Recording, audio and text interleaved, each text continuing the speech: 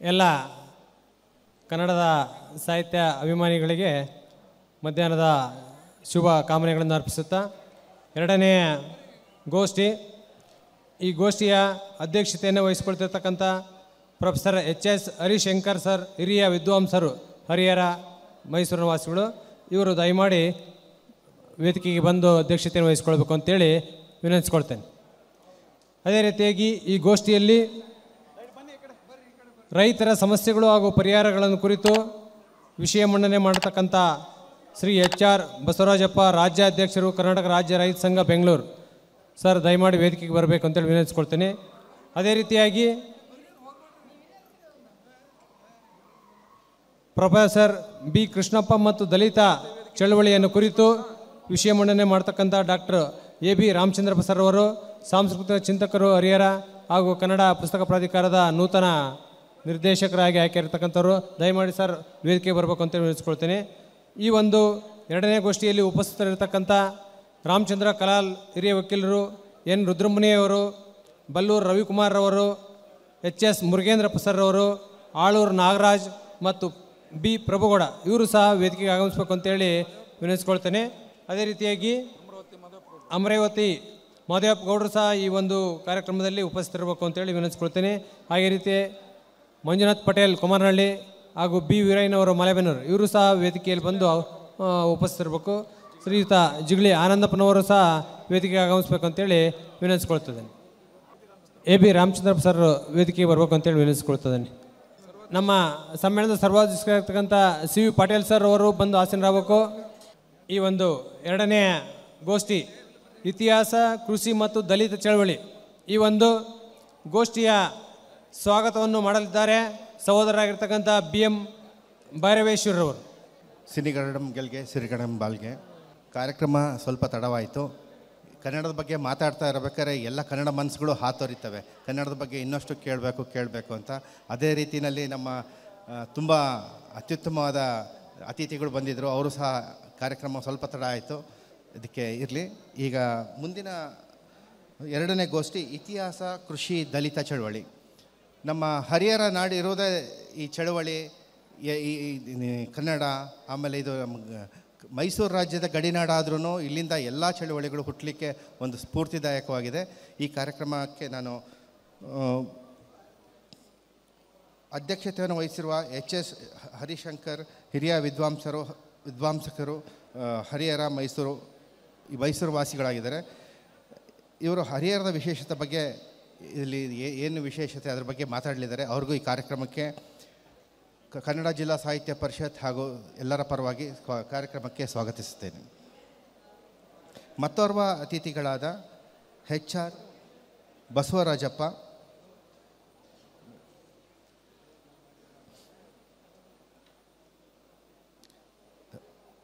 ರಾಜ್ಯಾಧ್ಯಕ್ಷರು, ಕರ್ನಾಟಕ ರಾಜ್ಯ ರೈತ ಸಂಘ, ಬೆಂಗಳೂರು. ಇವರು ರೈತರ ಸಮಸ್ಯೆಗಳು ಹಾಗೂ ಪರಿಹಾರಗಳು ಈ ವಿಷಯವಾಗಿ ಮಾತನಾಡಲಿದ್ದಾರೆ. ಅವರಿಗೂ ಸಹ ಕಾರ್ಯಕ್ರಮಕ್ಕೆ ಸ್ವಾಗತ, ಸುಸ್ವಾಗತ. ಮತ್ತೋರ್ವ ಅತಿಥಿಗಳಾದ ಡಾಕ್ಟರ್ ಎ.ಬಿ. ರಾಮಚಂದ್ರಪ್ಪ, ಸಾಂಸ್ಕೃತಿಕ ಚಿಂತಕರು, ಹರಿಹರ. ಇವರು ಪ್ರೊಫೆಸರ್ ಬಿ. ಕೃಷ್ಣಪ್ಪ ಮತ್ತು ದಲಿತ ಚಳವಳಿ ಬಗ್ಗೆ ಮಾತನಾಡಿದ್ದಾರೆ. ಮೊದಲು ಇವರಿಗೆ ಅಭಿನಂದನೆಗಳನ್ನು ಸಲ್ಲಿಸ್ತಾ ಇದ್ದೀವಿ. ಇವರು ಇತ್ತೀಚೆಗೆ ಕನ್ನಡಾಭಿವೃದ್ಧಿ ಪ್ರಾಧಿಕಾರದ ಸದಸ್ಯರಾಗಿ ಆಯ್ಕೆಯಾಗಿದ್ದಾರೆ. ಎಲ್ಲರ ಒಂದು ಜೋರಾದ ಚಪ್ಪಾಳೆಯೊಂದಿಗೆ ಅವ್ರನ್ನ ಅಭಿನಂದಿಸೋಣ ಹಾಗೂ ಕಾರ್ಯಕ್ರಮಕ್ಕೆ ಸ್ವಾಗತಿಸೋಣ. ಹಾಗೂ ಮಹಾದೇವಪ್ಪ ಗೌಡರು ಬಂದಿದ್ದಾರೆ, ಜಿಗಳಿ ಮಹಾದೇವಪ್ಪನವರು ಬಂದಿದ್ದಾರೆ, ಹಾಗೂ ವೀರಯ್ಯನವರು, ಮಲೆಬೆನ್ನೂರು ವರ್ತಕರು ಬಂದಿದ್ದಾರೆ, ಆಮೇಲೆ ಮಂಜುನಾಥ್ ಅವರು ಬಂದಿದ್ದಾರೆ, ಜಿಗಳಿ ಆನಂದಪ್ಪನವರು ಬಂದಿದ್ದಾರೆ. ಇವರಿಗೆಲ್ಲರಿಗೂ ಸಹ ಕಾರ್ಯಕ್ರಮಕ್ಕೆ ಸುಸ್ವಾಗತ. ಅದೇ ರೀತಿಯಾಗಿ ನಮ್ಮ ಕಾರ್ಯಕ್ರಮದ ಸರ್ವಾಧ್ಯಕ್ಷರಾದ ಸಿ. ವಿ. ಪಾಟೀಲ್ ಸರ್ ಉಪಸ್ಥಿತರಿದ್ದಾರೆ, ಅವ್ರಿಗೂ ಕಾರ್ಯಕ್ರಮಕ್ಕೆ ಸ್ವಾಗತ. ಅದೇ ರೀತಿಯ ಈ ಕಾರ್ಯಕ್ರಮಕ್ಕೆಲ್ಲ ಮುಖ್ಯ ಕಾರಣೀಭೂತರಾದ ನಮ್ಮ ಜಿಲ್ಲಾ ಸಾಹಿತ್ಯ ಪರಿಷತ್ತಿನ ಅಧ್ಯಕ್ಷರಾದ ವಾಮದೇವಪ್ಪ ಸರ್ ಇದ್ದಾರೆ, ಅವ್ರಿಗೂ ಸಹ ಕಾರ್ಯಕ್ರಮಕ್ಕೆ ಸುಸ್ವಾಗತ.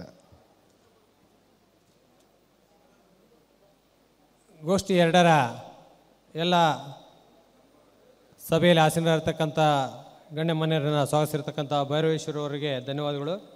ಈಗ ಮೊದಲನೇದಾಗಿ ಈ ಒಂದು ಗೋಷ್ಠಿಯಲ್ಲಿ ರೈತ ಈ ದೇಶದ ಬೆನ್ನೆಲುಬು, ಆ ರೈತರ ಕಷ್ಟ ಸುಖಗಳು ಅದನ್ನು ಅನುಭವಿಸಿದವರಿಗೆ ಗೊತ್ತು. ಆ ಕಷ್ಟ ಸುಖಗಳನ್ನು ಅನುಭವಿಸಿಯೂ ಸಹ ಅವನು ತನ್ನ ದಣಿವನ್ನು ತೋರಿಸಿಕೊಳ್ದೇ ದೇಶಕ್ಕಾಗಿ ದುಡಿತಾ ಇರ್ತಾನೆ. ಅಂಥ ರೈತನ ಒಂದು ಕಷ್ಟ ಸುಖಗಳನ್ನು ಕುರಿತು ನಮ್ಮ ರಾಜ್ಯಾಧ್ಯಕ್ಷರಾಗಿರ್ತಕ್ಕಂಥ HR ಬಸವರಾಜಪ್ಪನವರು ಆ ವಿಷಯ ಮಂಡನೆಯನ್ನು ಮಾಡಬೇಕು ಅಂತೇಳಿ ಅವರಲ್ಲಿ ವಿನಂತಿಸ್ಕೊಳ್ತೇನೆ. ಸಭಾಧ್ಯಕ್ಷರೇ, ದಾವಣಗೆರೆ ಜಿಲ್ಲಾ ಸಾಹಿತ್ಯ ಪರಿಷತ್ ಅಧ್ಯಕ್ಷರಾದಂಥ ವಾಮದೇವಪ್ಪನವರೇ, ಈ ಗೋಷ್ಠಿಯಲ್ಲಿ ಪ್ರೊಫೆಸರ್ B. ಕೃಷ್ಣಪ್ಪ ಮತ್ತು ದಲಿತ ಚಳವಳಿ ಬಗ್ಗೆ ಮಾತಾಡ್ತಕ್ಕಂಥ ಡಾಕ್ಟರ್ MG ರಾಮಚಂದ್ರಪ್ಪನವರೇ, ವೇದಿಕೆ ಮೇಲಿರ್ತಕ್ಕಂಥ ಎಲ್ಲ ಗಣ್ಯರೇ, ಇಲ್ಲಿ ಬಂದಿರತಕ್ಕಂಥ ಎಲ್ಲ ಕನ್ನಡಾಭಿಮಾನಿಗಳೇ ಮತ್ತು ಆತ್ಮೀಯ ರೈತ ಸ್ನೇಹಿತರೆ, ನಾನಂತೂ ಸಮಯ ಪರಿಪಾಲನೆ ಮಾಡ್ತಕ್ಕಂಥನು ಕರೆಕ್ಟಾಗಿ 3:15 ಬಂದೆ. ನನ್ನ ಗೋಷ್ಠಿ 3:15 ಅಂತ ಗೊತ್ತಿತ್ತು. ನಾನು ಭಾಳ ಕಡೆ ಗೋಷ್ಠಿಗೆ ಹೋಗೋದ್ರಿಂದ ಈ ಗೋಷ್ಠಿಗಳು ತಡ ಆಗ್ತವೆ ಅಂತ. ತಡ ಆಗಲಿ ಏನಾರು ಆಗಲಿ ನನ್ನ ಸಮಯಕ್ಕೆ ನಾನಂತೂ ಇವತ್ತು ಬಂದಿದ್ದೀನಿ. ಆಮೇಲೆ ಈ ಗೋಷ್ಠಿಲಿ ಮಾತಾಡ್ತಕ್ಕಂಥವ್ರು ಎಲ್ಲರೂ ಕೂಡ ಗಂಟೆಗಟ್ಟಲೆ ಮಾತಾಡ್ತಕ್ಕಂಥವ್ರೆ ಕರೆದಿರ್ತಾರೆ. ವಿಚಾರನೂ ಹಂಗಿರುತ್ತೆ. ವಿಚಾರ ಮಂಡನೆ ಮಾಡ್ಬೇಕಾದ್ರೆ ಸಂಕ್ಷಿಪ್ತವಾಗಿ ಮಾತಾಡೋಕ್ಕೂ ಕೂಡ ಕಷ್ಟ ಆಗುತ್ತೆ. ನನ್ನ ಸಮಯನೂ ಕೂಡ ಮೀರ್ಬೋದು ಅಂತ ಮೊದಲನೇ ತಮ್ಮಲ್ಲಿ ಕೇಳ್ಕೊಂಡು ಆದಷ್ಟು ಚುಟುಕಾಗಿ ನನ್ನ ವಿಚಾರವನ್ನು ತಮ್ಮ ಮುಂದೆ ಮಂಡಿಸ್ತಾ ಇದ್ದೇನೆ. ಸ್ವತಃ ನಾನು 20ನೇ ವರ್ಷದಾಗ ಇದ್ದಂಕಿಂದನೇ ರೈತ ಚಳವಳಿಗೆ ಧುಮುಕ್ತಂಥವನು. ರೈತ ಚಳವಳಿಯಲ್ಲಿ ಭಾಳಷ್ಟು ಹೋರಾಟಗಳನ್ನು, ಏಳು ಬೀಳುಗಳನ್ನು ಕಂಡಿದ್ದೀನಿ. ಜೈಲು, ಲಾಠಿ ಏಟು ಎಲ್ಲದನ್ನು ಕೂಡ ಅನುಭವಿಸಿದ್ದೀನಿ. ಮತ್ತು ರಾಜಕಾರಣಕ್ಕೂ ಕೂಡ ರೈತ ಸಂಘ ಪ್ರವೇಶ ಮಾಡ್ತು. ಆವಾಗಲೂ ಕೂಡ ನಾನು ಹೊಸನಗರ ಕ್ಷೇತ್ರದಿಂದ ಚುನಾವಣೆಗೆ ನಿಂತು 1300 ಓಟಲ್ಲಿ 380 ಓಟಲ್ಲಿ 2400 ಓಟಲ್ಲಿ 3 ಸಲ ಚುನಾವಣೆಯಲ್ಲಿ ಸ್ಪರ್ಧೆ ಮಾಡಿ ಸೋತೆ. ಅದಾದ ನಂತರ ಮತ್ತು ಎಲ್ಲ ರಾಜಕೀಯ ಪಕ್ಷಗಳ ಸೆಳೆತನೂ ಬಂತು. ರಾಜಕೀಯ ಪಕ್ಷಕ್ಕೆ ಹೊತ್ಕೊಂಡು ಹೋಗೋಕ್ಕೆ ನನ್ನ ತಯಾರಿದ್ದರು ಎಲ್ಲರೂ ಕೂಡ. ಅದೇನೋ ನಾನು ಬಾಲ್ಯದಲ್ಲಿ ಅನುಭವಿಸ್ತಕ್ಕಂಥ ರೈತರಿಗೆ ಆಗ್ತಕ್ಕಂಥ ಅನ್ಯಾಯಗಳ ಬಗ್ಗೆ ಒಂದೇ ಒಂದು ಉದಾಹರಣೆ ಹೇಳ್ಬಿಡ್ತೀನಿ. ನಮ್ಮ ತಂದೆ ಮೇಷ್ಟ್ರು ಜೊತೆ ವ್ಯವಸಾಯನೂ ಮಾಡ್ತಾಯಿದ್ರು. ವ್ಯವಸಾಯ ಮಾಡೋ ಅಷ್ಟೊತ್ತಿಗೆ ಆವತ್ತಿನ ಕಾಲದಲ್ಲಿ 1966 ಈ ದೇಶಕ್ಕೆ ಅನ್ನ ಇರಲಿಲ್ಲ. ಹೊರದೇಶದಿಂದ ಭಿಕ್ಷೆ ಬೇಡ ತಂದು ಈ ದೇಶದ ಜನರನ್ನು ಬದುಕಿಸ್ತಾಯಿದ್ರು. ಮತ್ತು ರೈತರಿಗೆ ಅರ್ಧ ಬೆಲೆಯಲ್ಲಿ ಬೆಳೆದಂಥ ಪದಾರ್ಥದಲ್ಲಿ 1/3 ಭಾಗ ಕೊಡಬೇಕು ಅಂತ ಒಂದು ಕಾನೂನು ಮಾಡಿತ್ತು ಸರ್ಕಾರ. ಸುಗ್ಗಿ ಅಲ್ಲದ ಸಂದರ್ಭದಲ್ಲಿ ಆವತ್ತಿನ ಭದ್ರಾವತಿ ತಹಸೀಲ್ದಾರ ಮತ್ತು ಸಂಬಂಧಪಟ್ಟಂಥ ಅಧಿಕಾರಿಗಳು ಹಮಾಲರು ಸಮೇತ ಬಂದರು ನಮ್ಮ ಮನೆಗೆ. ಕಂದಾಯ ಬಾಕಿ ಕೊಡ್ರಿ ಅಂತ ಕೇಳಿದರು. ನಮ್ಮ ತಂದೆ ಕಂದಾಯ ಬಾಕಿ ಎಲ್ಲ ಕಟ್ಬಿಟ್ಟಿದ್ದೀನಿ, ಬಾಕಿ ಇಲ್ಲ ಅಂತೇಳಿ ಇದೆ ನೋಡಿ ಅಂಥೇಳಿ ವಿಲೇಜ್ ಅಕೌಂಟೆಂಟ್ ಅಂತ ಬರ್ಸ್ಕೊಂಡಿದ್ದ ಪತ್ರ ತೋರಿಸಿದ್ರು ತಹಸೀಲ್ದಾರನಿಗೆ. ತಹಸೀಲ್ದಾರ್ಗೆ ತೋಚಲಿಲ್ಲ. ಏನೋ ಬಾಕಿ ಇದ್ದರೆ ಜಪ್ತಿ ಮಾಡೋಣ ಅಂತ ಬಂದಿದ್ದರು. ಬಾಕಿನೂ ಇರಲಿಲ್ಲ. ಲೆವಿ ಕೊಡ್ಬೇಕಲ್ರಿ, ಕೊಡ್ರಿ ಅಂದರು. ಒಂದು 40 ಕ್ವಿಂಟಲ್ ಹಾಕಿದ್ರು. ಒಂದು 25 ಕ್ವಿಂಟಲ್ ಕೊಟ್ಟಿದ್ದರು. ಇನ್ನೊಂದು 10-15 ಕ್ವಿಂಟಲ್ ಕೊಟ್ಟಿರಲಿಲ್ಲ.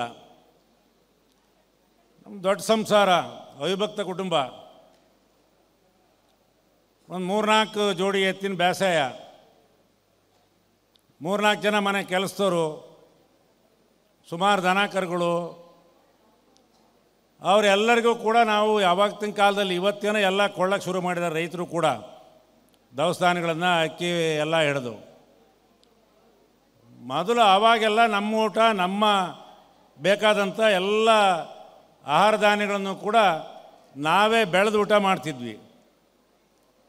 ಪಳತದ ಮೇಲೆ ಒಂದು ಮರದ ಇದನ್ನು ಹಾಕ್ಬಿಟ್ಟು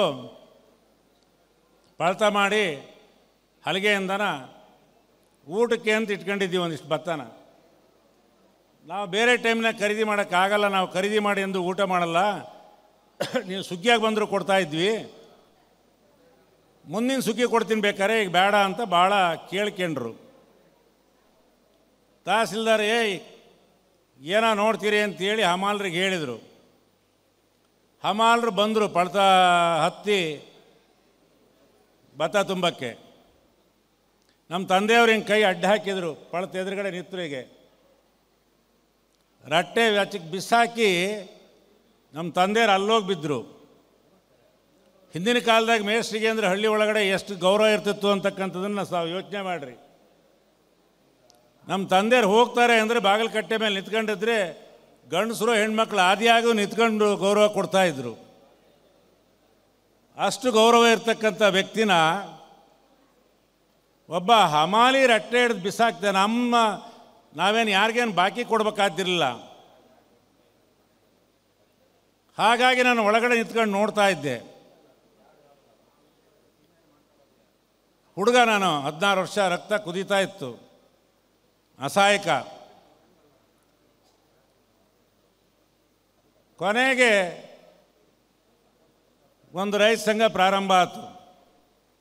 72ನಲ್ಲೇ ರೈತ ಸಂಘ ಪ್ರಾರಂಭ ಆಯಿತು. ಆವಾಗಲೇ ನಮ್ಮ ನಂಜುಂಡಸ್ವಾಮಿ, ಸುಂದರೇಶು, ಕಡದಾಳ್ ಶಾಮಣ್ಣವರು, ಕೋಣಂದೂರು ಲಿಂಗಪ್ಪ, ಪೂರ್ಣಚಂದ್ರ ತೇಜಸ್ವಿ, ರಾಮದಾಸ್, ಈ ಥರದವರೆಲ್ಲ ಸೇರಿ ಮೂಡಿಗೆರೆಯಲ್ಲಿ ಒಂದು ದಕ್ಷಿಣ ಭಾರತ ಸಣ್ಣ ಬೆಳೆಗಾರರ ಒಕ್ಕೂಟ ಅಂತ ಕರೆದಿದ್ರು. ಸುಂದರೇಶು, ಶಾಮಣ್ಣ ನಮ್ಮೂರಿಗೆ ಮಲೆನಾಡಿಂದ ಬಂದು ನಮ್ಮೂರಿಗೆ ಜಮೀನು ತಗೊಂಡ್ರಿಂದ ಅವ್ರ ಜೊತೆ ನಮ್ಮದು ಭಾಳ ಆತ್ಮೀಯ ಒಡನಾಟ. 20 ವರ್ಷದ ಹುಡುಗನ ಕರ್ಕೊಂಡು ಹೋದ್ರು ಅಲ್ಲಿಗೆ. ಆ ಸಭೆಯಲ್ಲಿ ಏಕ್ದಮ್ ಕರೆದುಬಿಟ್ರು ಮಾತಾಡೋಕೆ. ನಾ ಏನು ಮಾತಾಡಬೇಕು ಅಂತ ತೋಚಲಿಲ್ಲ. ಆದರೆ ಒಂದು 2-3 ವಿಚಾರ ಮಾತ್ರ ಹೇಳಿದೆ. ನಮ್ಮ ಮನೆಗಾಗಿರ್ತಕ್ಕಂಥ ಘಟನೆ ಒಂದು, ಹಳ್ಳಿಲಿ ಸಾಲಕ್ಕಾಗಿ, ಸೊಸೈಟಿ ಸಾಲಕ್ಕಾಗಿ, ಕಂದಾಯಕ್ಕಾಗಿ ಪಾತ್ರೆ ಪಡಗ ಹರಾಜು ಮಾಡ್ತಾಯಿದ್ರು. ಬ್ಯಾಸೆ ಹೊಡ್ಕೊಂತ ಹೋಗಿದ್ರೆ ಗುಡೆ ಮುಂದೆ ಕೂತ್ಕೊಂಡು ಶಾನ್ಭೋಗ ಶೇಕ್ದಾರರು ಬ್ಯಾಸೆ ನಿಲ್ಲಿಸಿ ಎತ್ತುಗಳನ್ನೆಲ್ಲ ಕಟ್ಟಿ ಹಾಕಿ ಗುಡೆ ಮುಂದೆ ಹರಾಜು ಮಾಡ್ತಾಯಿದ್ರು. ಮನೆಯಾಗಿರೋ ಎಮ್ಮೆ, ಆಕಳ, ಮನೆಯಾಗಿರೋ ಬಟ್ಟೆ ಎಲ್ಲವನ್ನೂ ಜಪ್ತಿ ಮಾಡ್ಕೊಂಡೋಗಿ, ಪಾತ್ರೆ ಎಲ್ಲವನ್ನೂ ತಗೊಂಡೋಗಿ ಹರಾಜಾಗ್ತಾಯಿದ್ರು. ಈ ಯಾವ ತಹಸೀಲ್ದಾರ ನನ್ನ ಮನೆ ಜಪ್ತಿ ಮಾಡಿದ್ನೋ, ನಾನವತ್ತು ಭದ್ರಾವತಿ ತಾಲೂಕು ರೈತ ಸಂಘದ ಅಧ್ಯಕ್ಷನಾಗಿ ಆ ತಹಸೀಲ್ದಾರರ ಮನೆ ಜಪ್ತಿ ಮಾಡಿ ವಸ್ತುಗಳನ್ನು ಹೊತ್ಕೊಂಬಂಡು ಕೋರ್ಟಿಗೆ ಕೊಟ್ಟಿದ್ದೆ. ಇದು ಆ ಕಷ್ಟ, ಆ ಛಲ. ಅದಾದಮೇಲೆ ಯಾರ್ಯಾರೋ ಬಂದರು, ನಿಮಗೆ ಟಿಕೆಟ್ ಕೊಡ್ತೀವಿ ಅಂದರು. ಆಮೇಲೆ ನಿಮ್ಮನ್ನು ಆಯೋಗದ ಅಧ್ಯಕ್ಷನ ಮಾಡಿ, ಕೃಷಿ ಆಯೋಗದ ಮಂತ್ರಿ ಮಾಡಿ, ಕ್ಯಾಬಿನೆಟ್ ದರ್ಜೆ ಸ್ಥಾನ ಕೊಡ್ತೀವಿ ಅಂದರು. ಎಲ್ಲಿ ಹೋದ್ರೂ ಅವ್ರ ಕೆಳಗೆ ನಾವು ಅವರ ಅಣತಿ ಮೇಲೆ ಹೋರಾಟ ಮಾಡಬೇಕಾಗತ್ತೆ. ಎಲ್ಲಿ ಅನ್ಯಾಯ ನಡೀತಿದೆ, ಎಲ್ಲಿ ಶೋಷಣೆ ಆಗುತ್ತೆ, ಪ್ರತಿಭಟನೆ ಮಾಡ್ತಕ್ಕಂಥ ಹಕ್ಕನ್ನು ಕಳ್ಕೊಳ್ತೀನಿ ಅಂಥೇಳಿ ನಾನು ಇವತ್ತಿನ ತನಕನೂ ಕೂಡ ಯಾವ ಪಕ್ಷಕ್ಕೂ ಸೇರದೆ ರೈತರಿಗೋಸ್ಕರ, ಕಾರ್ಮಿಕರಿಗೋಸ್ಕರ, ಕೃಷಿ ಕಾರ್ಮಿಕರಿಗೋಸ್ಕರ, ಬಡವರಿಗೋಸ್ಕರ ನಮ್ಮ ಜೀವನನೇ ಮುಡುಪಾಗಿಡಬೇಕು ಅಂಥೇಳಿ ಇವತ್ತಿನ ತನಕ ಹೋರಾಟದಲ್ಲಿ ಕೆಲಸ ಮಾಡ್ತಾ ಇದ್ದೇನೆ. ಇದು ಇತಿಹಾಸ. ರೈತ ಧರ್ಮ ಪ್ರಾರಂಭ ಆಗಿ 15,000 ವರ್ಷ ಆಯಿತು. ಪೈಗಂಬರ್ ಧರ್ಮ ಪ್ರಾರಂಭ ಆಗಿ 12,000 ವರ್ಷ ಆಯಿತು. ಬೌದ್ಧ ಧರ್ಮ ಪ್ರಾರಂಭವಾಗಿ 5,000 ವರ್ಷ ಆಯಿತು. ಬಸವಣ್ಣನ ಚಳವಳಿ ಪ್ರಾರಂಭ ಆಗಿ 800 ವರ್ಷ ಆಯಿತು. ರೈತ ಧರ್ಮ ಅತ್ಯಂತ ಪ್ರಾಚೀನವಾದಂಥ ಧರ್ಮ. ಆಗಿನ ಕಾಲದಿಂದನೂ ಕೂಡ ನಾವು ರೈತರು ಉತ್ತು ಬೆತ್ತು ಬೆಳೆದು ನಾವು ಊಟ ಮಾಡಿ ಬೇರೆಯವ್ರಿಗೆ ಊಟ ಮಾಡಿಕೊಡ್ತಾ ಇದ್ದೀವಿ. ಎಲ್ಲದಕ್ಕಿಂತ ರೈತ ಸಂಸ್ಕೃತಿ, ರೈತ ಧರ್ಮ ದೊಡ್ಡದು. ಹಿಂದಿನ ಕಾಲದ ಕೃಷಿ ಅಂದರೆ ಒಂದು ಸಂಸ್ಕೃತಿಯಾಗಿತ್ತು. ಅದನ್ನು ಏನಪ್ಪ ಅಂದರೆ ಖುಷಿ ಪಟ್ಟು ಆನಂದದಿಂದ ಒಕ್ಕಲ್ತನ ಮಾಡಿ ಹೊಟ್ಟೆ ತುಂಬ ಎಲ್ಲರೂ ಕೂಡ ಊಟ ಮಾಡಿ ನಮ್ಮ ಜೊತೆ ಕೆಲಸ ಮಾಡೋರಿಗೆ, ಆಯ್ಗಾರರಿಗೆ ಎಲ್ಲರಿಗೂ ಕೂಡ ಕೊಟ್ಟು ಹಿಂದೆ ನಾವೇನು ಬೇಡ್ತಿರಲಿಲ್ಲ. ನಮಗೆ ರಾಸಾಯನ ಬೇಕಾಗಿರಲಿಲ್ಲ, ಕೀಟನಾಶಕ ಬೇಕಾಗಿರಲಿಲ್ಲ, ಯಾವುದೂ ಬೇಕಾಗಿರಲಿಲ್ಲ. ನಮ್ಮ ಮನೆಯಾಳು ಹೋರಿ, ಕಾಡಿನಾಳ ಮರ ಮುಟ್ಟು, ಊರಾಗಿರೋ ಚಮ್ಮಾರ, ಕಮ್ಮಾರ, ಬಡಗಿ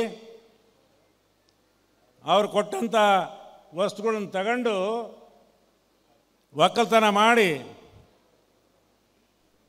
ಇವತ್ತು ಪಡಿತರ ವ್ಯವಸ್ಥೆ ಜಾರಿ ಬಂದಿದೆ.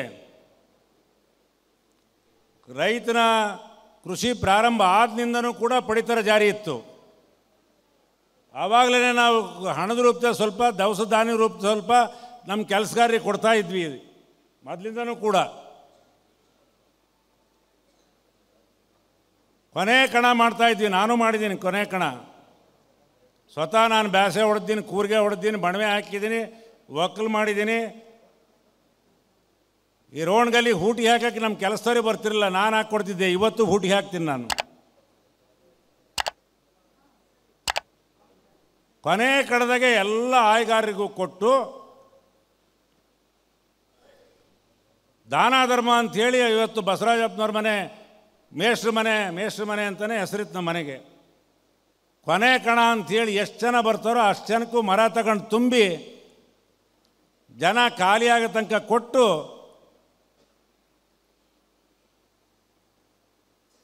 ಆಮೇಲೆ ತಗೊಂಡು ಹೋಗ್ತಾ ಇದ್ವಿ. ಇದು ನಮ್ಮ ಸಂಸ್ಕೃತಿ, ಹಂಚಿ ತಿಂತಕ್ಕಂಥ ಸಂಸ್ಕೃತಿ. ರೈತ ಸಂಸ್ಕೃತಿ ಯಾವತ್ತೂ ಬೇಡಿದ ಕುಲ ಅಲ್ಲ. ಇದು ಯಾವತ್ತು ಬೇಡಿದ ಕುಲ ಅಲ್ಲ. ಇದು ಯಾವತ್ತೂ ಕೊಟ್ಟ ಕುಲ. ಇದು ರೈತ ಸಂಸ್ಕೃತಿ. ರೈತ ಅಂದರೆ ಕೊಟ್ಟ ಕುಲ. ಇದು ನಾವ್ಯಾವ ಊಟ ಮಾಡ್ಬೇಕಾದ್ರೆ ಹಸ್ತರಿದ್ದಾನೆ ಅಂದರೆ ನಾನು ಅದ್ರಾಗೆ ಒಂದು ತುತ್ತು ಕೊಟ್ಟಿದ್ದೀವಿ. ಈ ಪ್ರಪಂಚದಲ್ಲಿ ಇರ್ತಕ್ಕಂಥ 64 ಲಕ್ಷ ಜೀವರಾಶಿಗಳನ್ನು ಸಾಕಿ ಸಲ್ಲಿಸಿದ್ವಿ. ಪ್ರಾಣಿ ಪಕ್ಷಿಗಳನ್ನು ಎಲ್ಲರನ್ನೂ ಕೂಡ ಸಾಕಿ ಸಲುವಿದ್ವಿ ನಾವು.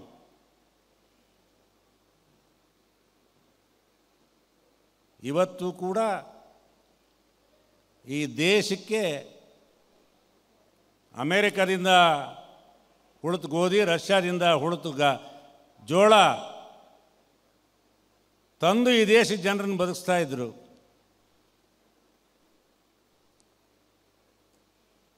ಲಾಲ್ ಬಹದ್ದೂರ್ ಶಾಸ್ತ್ರಿ ಪ್ರಧಾನಮಂತ್ರಿ ಆದಾಗ ಈ ದೇಶಕ್ಕೆ ಆಹಾರ ಇರಲಿಲ್ಲ.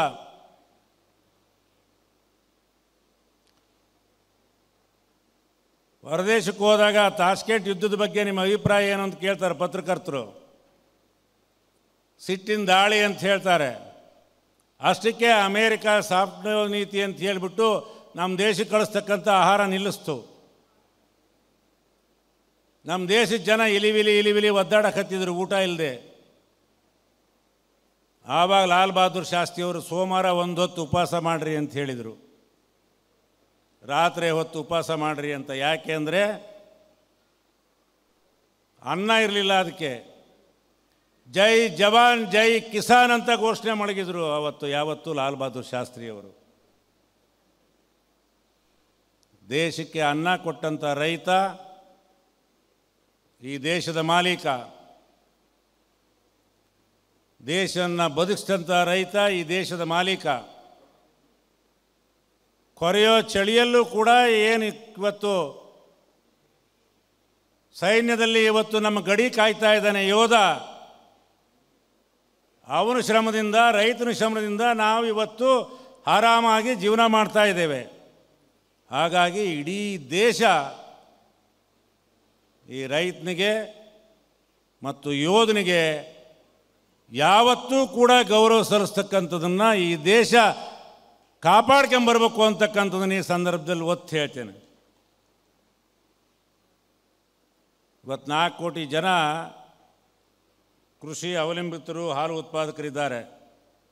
25 ಆಹಾರ ಬೆಳೆ, ವಾಣಿಜ್ಯ ಬೆಳೆ, 22 ಹಣ್ಣಿನ ಬೆಳೆ, 43 ತರಕಾರಿ ಬೆಳೆ, 17 ಹೂವಿನ ಬೆಳೆ, 21 ಸಾಂಬಾರದ ಬೆಳೆ, 22 ಔಷಧ ಬೆಳೆ, ಒಟ್ಟು 150 ಬೆಳೆ ಬೆಳೀತಾ ಇದ್ದೀವಿ. ಆಮೇಲೆ ರೈತ ಬಂಡವಾಳ ಎಷ್ಟು ಹಾಕಿದಾನಂತ ಯಾರಿಗಾರು ಗೊತ್ತಿದೆಯಾ? ಯಾವ ಯೂನಿವರ್ಸಿಟಿ ಒಳಗೆ ಬರೆದಿಟ್ಟಿದ್ದಾರೆ ನಾನು ಪ್ರಶ್ನೆ ಮಾಡ್ತಾ ಇದ್ದೀನಿ. ಇವತ್ತು 30 ಲಕ್ಷ ಕೋಟಿ ಬಂಡವಾಳ ಹಾಕಿದ್ದೀವಿ ಆ ಬೆಳೆ ಬೆಳೀಲಿಕ್ಕೆ, 30 ಲಕ್ಷ ಕೋಟಿ. ಅದ್ರ ಜೊತೆಗೆ 25 ಲಕ್ಷ ಪಂಪ್ ಸೆಟ್ ಇದ್ದಾವೆ, 50 ಲಕ್ಷ ನೀರಾವರಿ ಮಾಡಿದ್ದೀವಿ, 10 ಲಕ್ಷ ಕೋಟಿ ಬಂಡವಾಳ ಹಾಕಿದ್ದೀವಿ. 3 ಕೋಟಿ ದನ ಇದ್ದಾವೆ ಕರ್ನಾಟಕ ರಾಜ್ಯದಲ್ಲಿ. ದನ ಮತ್ತು ದನ ಗೊಂತು ಅಂತ ಹೇಳ್ತೀವಲ್ಲ, ಕಟ್ಟೋ ಜಾಗ ಕೊಟ್ಟಿಗೆ 1,15,000 ಕೋಟಿ ರೂಪಾಯಿ ಬಂಡವಾಳ ಹಾಕಿದ್ದೀವಿ. ಅದ್ರ ಮೇಲೆ 1 ಕೋಟಿ ಟ್ಯಾಕ್ಟ್ರು ಪವರ್ ಟಿಲ್ಲರ್ ಇದ್ದಾವೆ, 50,000 ಕೋಟಿ ಹಾಕಿದ್ದೀವಿ. 1 ಕೋಟಿ ಮರದ ಟೈರ್ ಗಾಡಿ ಇದ್ದಾವೆ, 5,000 ಕೋಟಿ. ಎತ್ತಿಗೆ ಹಲ್ಲೆ ಮುಗ್ದಾರ ಕಟ್ಟಕ್ಕೆ ಇಲ್ಲೇ ತನಕ 25,000 ಕೋಟಿ ಖರ್ಚು ಮಾಡಿದ್ದೀವಿ. ಬರೀ ಹಲ್ಲೆ ಮುಗ್ದಾರ ಅಂತ ಹೇಳ್ತೀವಲ್ಲ ಎತ್ತಿಗೆ. ಒಂದು ಸಾರಿ ನೀರು ಹಾಕಕ್ಕೆ ಹಾಯಿಸೋಕ್ಕೆ 25,000 ಕೋಟಿ ಬೇಕು. ಎಲ್ಲರಿಗೂ ಆಹಾರ ಕೊಟ್ಟು ನಾವು ಬದುಕ್ತೀವಿ. ರೈತರನ್ನ 12ನೇ ಶತಮಾನದಲ್ಲಿ ಶರಣರೇ ಬಸವಣ್ಣವ್ರು ಹೇಳ್ತಾರೆ, ಕೃಷಿ ಕೃತ್ಯ ಕಾಯಕ ಮಾಡುವ ಸದ್ಭಕ್ಕನ ಪಾದಗಳ ತೋರಿಸಿ ಬದುಕಿಸಯ್ಯ. ಆತನ ತನು ಶುದ್ಧ, ಆತನ ಮನಶುದ್ಧ, ಆತನ ಭಾವಶುದ್ಧ, ಆತನ ಮನೆ ಹೊಕ್ಕು ಲಿಂಗಾರ್ಚನೆ ಮಾಡಿದ ಗುರುಪಾವನ ನೋಡ ಕೂಡಲ ಸಂಗಮ ದೈವ ಅಂಥೇಳಿ ಶರಣರ ಕಾಲದಿಂದನೂ ಕೂಡ ಈ ರೈತನ ಗೌರವಿಸ್ತಾ ಇದ್ದಾರೆ ಇವತ್ತು ಕೂಡ. ಒಂದು ಕಡೆ ಕುವೆಂಪು ಅವರು ಹೇಳ್ತಾರೆ, ಕೋಟಿ ವಿದ್ಯೆಗಿಂತ ಮೇಟಿ ವಿದ್ಯೆಯ ಮೇಲು, ಮೇಟಿಯಂ ರಾಟೆ ನಡೆದುದಲ್ಲದೆ ದೇಶದ ಆಟವೇ ಕೆಡವು ಸರ್ವಜ್ಞ ಅಂಥೇಳಿ. ಎಲ್ಲ ವಿದ್ಯೆಗಿಂತ ಈ ಮೇಟಿ ವಿದ್ಯೆ ಮೇಲು ಅಂಥೇಳಿ. ಇದು ನಡೆದೇ ಹೋದರೆ ದೇಶದಾಟ ಏನೂ ನಡೆಯಲ್ಲ.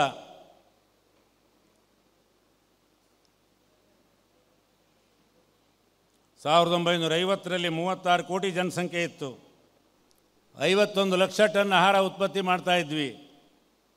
ಇವತ್ತು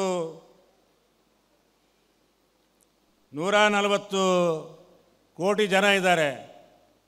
270 ದಶಲಕ್ಷ ಟನ್ ಆಹಾರ ಉತ್ಪಾದನೆ ಮಾಡಿ ಈ ದೇಶಕ್ಕೆ ಕೊಟ್ಟು ಹೊರದೇಶಕ್ಕೆ ಕಳಿಸ್ತಾ ಇದ್ದೀವಿ. ಬರೇ ವಿಲೇಜ್ ಅಕೌಂಟೆಂಟ್, ಇವರು ಬರೇ ಗ್ರಾಮ ಸೇವಕರು ಹೈಬ್ರಿಡ್ ತಳಿ ಕಂಡು ಕೊಟ್ಟರು. ಆವಾಗ ಲಾಲ್ ಬಹದ್ದೂರ್ ಶಾಸ್ತ್ರಿ ಹೋಗಿ ಆದಮೇಲೆ ಇಂದಿರಾ ಗಾಂಧಿ ಬಂದರು. ಇಂದಿರಾ ಗಾಂಧಿಗೆ ಬೇರೆ ದೇಶದವರು ಇದನ್ನು ಕೊಡದೇ ಇದ್ದಾಗ ಅವಮಾನ ಸಹಿಸ್ಕೊಳ್ಳೋಕ್ಕಾಗಲಿಲ್ಲ. ಖ್ಯಾತ ವಿಜ್ಞಾನಿ ಸ್ವಾಮಿನಾಥನ್ ಕರೆದು, ನೀವು ಏನು ಮಾಡ್ತೀರೋ ನಮಗೆ ಗೊತ್ತಿಲ್ಲ, ನಮ್ಮ ದೇಶ ಆಹಾರದಲ್ಲಿ ಸ್ವಾವಲಂಬಿ ರಾಷ್ಟ್ರ ಆಗಬೇಕು ಅಂಥೇಳಿ ತಾಕೀತು ಮಾಡಿದರು. ಸ್ವಾಮಿನಾಥನ್ ಹೊರದೇಶದಿಂದ ಹೈಬ್ರಿಡ್ ಬೀಜಗಳನ್ನು ತಂದು ಇಲ್ಲಿ ಅದನ್ನು ಅಭಿವೃದ್ಧಿಪಡಿಸಿ, ಆವಾಗ ಅದಕ್ಕೆ ಹೈಬ್ರಿಡ್ ಬೀಜ ರಾಸಾಯನ ಕೇಳಿದ್ವು, ಕೀಟನಾಶಕ ಕೇಳಿದ್ವು. ಅದಕ್ಕೆ ಹಣ ಇಲ್ಲ, ಸೊಸೈಟಿ ಓಪನ್ ಮಾಡಿದರು, ಬ್ಯಾಂಕ್ ತೆರೆದ್ರು, ಸಾಲ ಕೊಟ್ಟರು. ನಾವೇನು ಚಳವಳಿ ಮಾಡಿರಲಿಲ್ಲ, ನಮಗೆ ಸಾಲ ಕೊಡ್ರಿ ಅಂತ, ನಾವು ಹೈಬ್ರಿಡ್ ತಳಿ ಕೊಡ್ರಿ ಅಂತೇನು ಚಳವಳಿ ಮಾಡಿರಲಿಲ್ಲ. ಹಿಂದೆ ರಾಸಾಯನ ಮುಕ್ತವಾದಂಥ, ಕೀಟನಾಶಕ ಮುಕ್ತವಾದಂಥ ಆಹಾರವನ್ನು ನಾವು ಊಟ ಮಾಡಿ ಬೇರೆಯವರಿಗೂ ಕೊಡ್ತಾ ಇದ್ವಿ. ಯಾವ ರೋಗ ರುಜಿನಗಳು ಕೂಡ ಇರಲಿಲ್ಲ ಜನರಿಗೆ. ನಮ್ಮ ಅಜ್ಜಾರು 100 ವರ್ಷ ಆದ್ರೂ ಕೂಡ 105 ವರ್ಷ ಬದುಕಿದ್ರು. ನಮ್ಮ ತಂದೆ ಅಜ್ಜ ಅವರೆಲ್ಲರೂ ಹುಷಾರಿಲ್ಲ, ಡಾಕ್ಟ್ರ್ ಹತ್ರ ಕರ್ಕೊಂಬಂದರೆ, ಯಾತ್ಗ ಡಾಕ್ಟ್ರ್ ಹತ್ರ ನಾ ಇಲ್ಲೇ ತನಕ 105 ವರ್ಷ ಆದ್ರೆ ಒಂದು ಸೂದಿ ಸುಚ್ಕೊಂಡಿಲ್ಲ ಅಂತ ಅನ್ನೋರು. ಅಂದರೆ ಅವರಿಗೆ ಆ ಸ್ಟ್ಯಾಮಿನಾ ಇತ್ತು ಅಂತ ಊಟ ಮಾಡ್ತಾಯಿದ್ರು. ಸಣ್ಣ ಪುಟ್ಟ ಜ್ವರ, ಬೇದಿ, ವಾಂತಿ ಇಂಥವನ್ನೆಲ್ಲ ಪೂರ್ತಿ ಅವರು ತಡ್ಕೊಳ್ಳೋ ಶಕ್ತಿ ಇತ್ತು ಅವರಿಗೆ.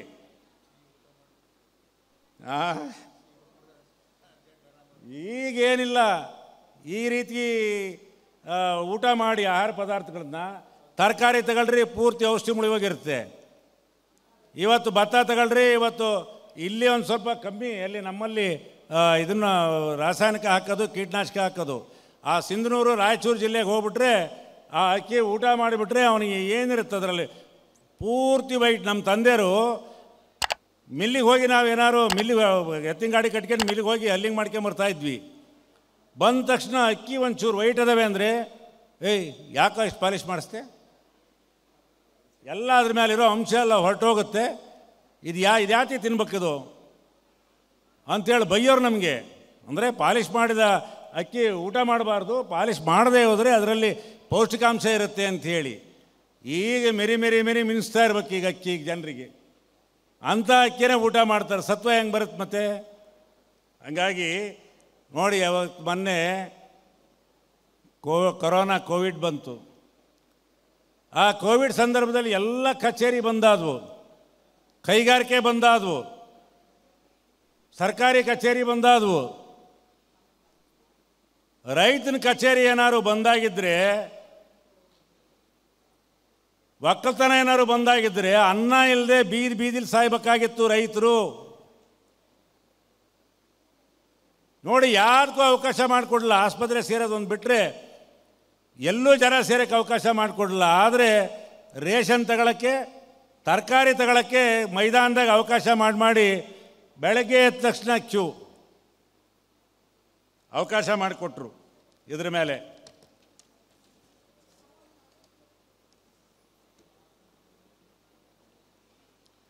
ಹದಿನಾರನೇ ಶತಮಾನದಲ್ಲಿ ಸರ್ವಜ್ಞ ಒಕ್ಕಲ್ತನ ಈ ರೀತಿ ಬಣ್ಣನೆ ಮಾಡಿದ್ದಾರೆ. ಒಕ್ಕಲಿಲ್ಲದ ಊರು, ಮಕ್ಕಳಿಲ್ಲದ ಮನೆ, ಲೆಕ್ಕವಿಲ್ಲದ ವ್ಯವಹಾರ, ಈ ಮೂರು ದುಃಖಕ್ಕೆ ಕಾರಣ ಎಂದಿದ್ದಾರೆ. ಏನಾಗುತ್ತೆ ಅಂದರೆ, ರೈತರು ಯಾರು ನಾವು ಲೆಕ್ಕ ಇಟ್ವಿ ಅಂದ್ರೆ ಒಕ್ಕಲ್ತನ ಮಾಡೋದಿಲ್ಲ, ಎಲ್ಲ ಬಿಟ್ಟು ಹೋಗ್ತೀವಿ. ಲೆಕ್ಕ ಹಿಡದೆ ಏನು ಒಕ್ಕಲ್ತನ ಮಾಡ್ತಾಯಿದ್ವಿ,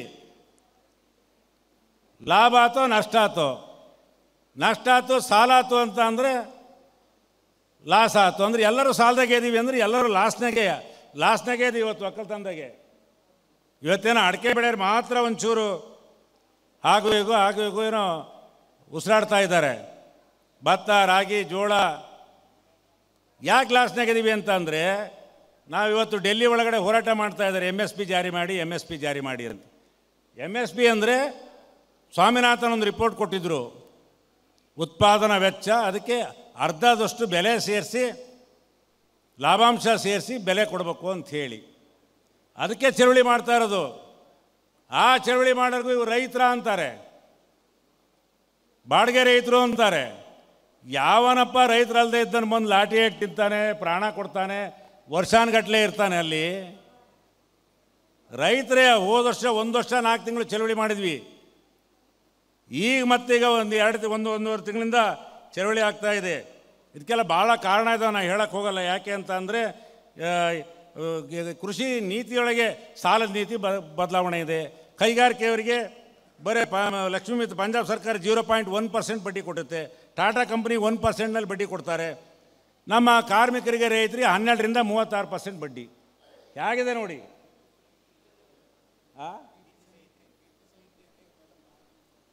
ಅಲ್ಲ, ನಮ್ಮ ಕಷ್ಟ ಹೇಳ್ತಿದ್ದೀವಿ ನಾವು. ಯಾರಿಗೂ ಓಟ್ ಕೊಡ್ರಿ ಕೇಳಲ್ಲ. ನೀತಿ ಸಮಿತಿ ಇದೆ, ನಮಗೆ ಗೊತ್ತು. ನೀತಿ ಸಮಿತಿ ಇದೆ. ಯಾವ ಸರ್ಕಾರನೂ ಟೀಕೆ ಮಾಡ್ತಿಲ್ಲ ನಾನು. ಯಾವ ಸರ್ಕಾರನೂ ಯಾವ ಪಕ್ಷನೂ ಟೀಕೆ ಮಾಡ್ತಿಲ್ಲ. ಇಲ್ಲೇ ತನಕ ಎಷ್ಟು ಜನ ಆಳ್ವೆ ಮಾಡಿದಾರೋ ಅವರೆಲ್ಲರೂ ಕಾರಣಕರ್ತರು. ಸ್ವಾತಂತ್ರ್ಯ ಬಂದ ನಂತರ ಯಾವ ಪಕ್ಷದವ್ರು ಈ ದೇಶನ ಆಳ್ವೆ ಮಾಡಿದಾರೋ ಅವರೆಲ್ಲರೂ ಕಾರಣದಾರರು. ಆದ್ದರಿಂದ ನಾವು ನೀತಿ ಸಮಿತಿಯ ಅಡ್ಡಿ ಬರೋವಂಥ ಇದನ್ನೇ ಆಳಲ್ಲ. ಕರ್ನಾಟಕದಲ್ಲಿ ಒಂದರಾಗೆ ಆಹಾರ ಧಾನ್ಯ ತರಕಾರಿ ಬೆಳೆ ಒಂದು ವರ್ಷಕ್ಕೆ 15,500 ಕೋಟಿ ನಷ್ಟ ಆಗುತ್ತೆ. ಅಂದರೆ ಬೆಲೆ ಏರಿಳಿತದಿಂದ.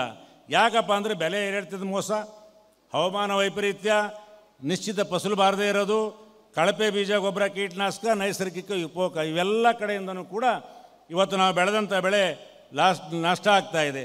ಕೊಯ್ಲು ಪೂರ್ವದಲ್ಲೇ ಮತ್ತು ನಂತರ 58,000 ಕೋಟಿ ಮೌಲ್ಯದ ಆಹಾರ ಹಾಳಾಗ್ತಾಯಿತ್ತು.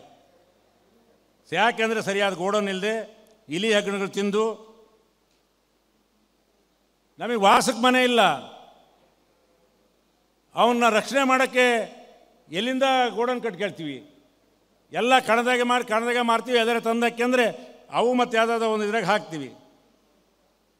ಕರ್ನಾಟಕ ಒಂದ್ರಾಗೆ 7 ಲಕ್ಷ ಟನ್ ಭತ್ತ ಬೆಳೆದು 1,000 ರೂಪಾಯಿಗಿಂತ ಕಡಿಮೆ ಬೆಲೆಗೆ ಮಾರಿ 7,000 ಕೋಟಿ ಬೆಲೆ ಮೋಸ ಆಗಿದೆ ನಮಗೆ. ಕರ್ನಾಟಕ ಒಂದರಲ್ಲಿ. ಇನ್ನು ಬೇರೆ ಭತ್ತದ ಒಂದು ಹೇಳಿದೆ ನಾನು, ಬೇರೆ ಬೆಳೆ ಎಲ್ಲ ಲೆಕ್ಕ ಹಾಕಿದರೆ ಎಷ್ಟಾಗುತ್ತೆ ಅಂತ ಸ್ವಲ್ಪ ಯೋಚನೆ ಮಾಡಿ. ಇವತ್ತು ನ್ಯಾಷನಲ್ ಸೋಷಿಯಲ್ ಸರ್ವೆ ಮಾಡಿದ್ದಾರೆ. ಸರ್ವೆ ಪ್ರಕಾರ ಇವತ್ತು 46% ರೈತರು ನಮಗೆ ಕೊನೆಯ ಪಕ್ಷ ಒಂದು ಜವಾನ್ ಹುದ್ದೆ ಕೊಟ್ಟರೆ ನಾವು ಅಗ್ರಿಕಲ್ಚರ್ ಬಿಟ್ಟು ಹೋಗ್ತೀವಿ ಅಂತಾರೆ. ಯಾರೂ ಅಗ್ರಿಕಲ್ಚರ್ ಮಾಡೋಕ್ಕೆ ತಯಾರು ಇಲ್ಲ. ಇವತ್ತು ಬೇಸಾಯ ಮಾಡ್ತಾನೆ ಅಂದರೆ ಹೆಣ್ಣು ಕೊಡೋಕ್ಕೂ ತಯಾರಿಲ್ಲ ರೈತನ ಮಗನಿಗೆ. ಇವತ್ತು ಆ ಪರಿಸ್ಥಿತಿ ನಿರ್ಮಾಣ ಆಗುತ್ತೆ. ಇವತ್ತು ಉದ್ಯೋಗ ದೊರಕಿಸಿಕೊಟ್ಟಿರ್ತಕ್ಕಂಥದ್ದು ಹೆಚ್ಚು ಕ್ಷೇತ್ರ ಕೃಷಿ ಕ್ಷೇತ್ರ. ಹೆಬ್ಡೆ ಭಟ್ಟರೊತ್ತನಿಗೂ ಉದ್ಯೋಗ ಕೊಡ್ತೀವಿ ನಾವು. ಇವತ್ತು ಬೇರೆ ಉದ್ಯೋಗ ಕೊಡಬೇಕು ಅಂದ್ರೆ ಕೊನೆಯ ಪಕ್ಷ 8ನೇ ತರಗತಿನೋ SLC ಓದಿರ್ಬೇಕು. ಯಾತಕ್ಕೆ? ಹ್ಯಾಟು ಬೂಟು ಹಾಕ್ಕೊಂಡು ಕೋರಿಡ್ಕೊಂಡು ಕಾಯಕ್ಕೆ. ಸೆಕ್ಯೂರಿಟಿಗೆ ಇವತ್ತು 8ನೇ ಕ್ಲಾಸ್ ಕನಿಷ್ಠ ಅಥವಾ SLC ಕನಿಷ್ಠ ಅಂತ ಕೇಳ್ತಾರೆ. ನಾವು ಯಾವ ಕನಿಷ್ಠನೂ ಇಲ್ಲ. ಹೆಬ್ಡೆ ಭಟ್ಟರೊತ್ತನಿಗೂ ಕೂಡ ಉದ್ಯೋಗ ಕೊಟ್ಟಿದೆ. ಇವತ್ತು ಭಾರತ ದೇಶದಲ್ಲಿ ಹೆಚ್ಚು ಉದ್ಯೋಗ ಕೊಟ್ಟಿರೋದು ಕೃಷಿ ಕ್ಷೇತ್ರ.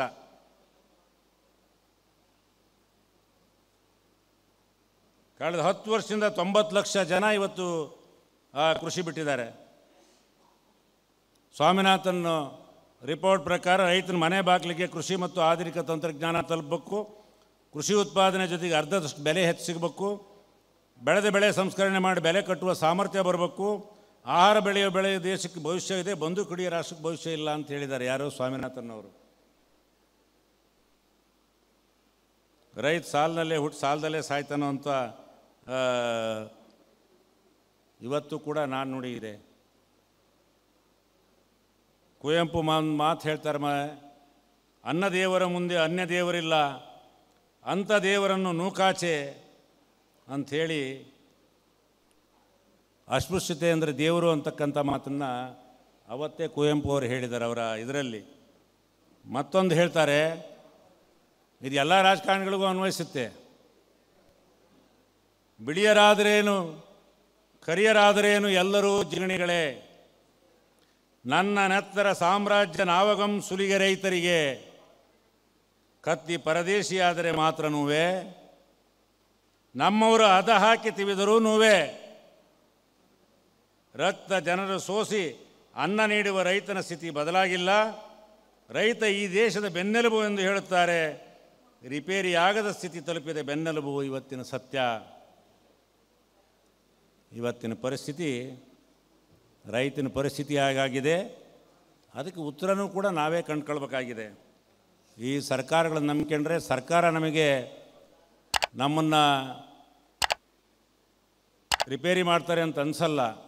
ಈಗ ಮತ್ತೆ ಸರ್ಕಾರನೂ ಕೂಡ ಬ್ಯಾಕ್ ಟು ಪೆವಿಲಿಯನ್ ಮತ್ತೆ ಇಲ್ಲಿಗೆ ಹೇಳ್ತಾ ಇದ್ದಾರೆ, ಸಾವಯವ ಕೃಷಿಗೆ ಹೋಗ್ಬೇಕು ಅಂಥೇಳಿ. ನಾವು ಮಾಡಬೇಕಾದ್ದು, ನಾವು ಉದ್ಧಾರ ಆಗಬೇಕು ಅಂತ ಹೇಳಿದರೆ ಇನ್ನು ಮುಂದೆ ರಾಸಾಯನಿಕ ಗೊಬ್ಬರ ಕೊಳ್ಳೋಕ್ಕಾಗಲ್ಲ, ಯಾರೂ ಹಾಕೋಕ್ಕೂ ಆಗಲ್ಲ, ಅದು ಬಿಟ್ಬಿಡಿ. ಒಂದೇ ಸಾರಿ ನಾವು ಸಾವಯವ ಕೃಷಿಗೂ ಹೋಗೋಕ್ಕಾಗಲ್ಲ. ನಾವು ರೈತ ಸಂಘಟನೆಯಿಂದ ಸುಭಾಷ್ ಪಾಳೇಕರ್ ಅಂತ ಹೇಳಿ ಮಹಾರಾಷ್ಟ್ರದವರು, ಜೀವಾಮೃತ ಹಾಕಿ ಬೆಳೆ ಬೆಳೀತಕ್ಕಂಥ ಪದ್ಧತಿ.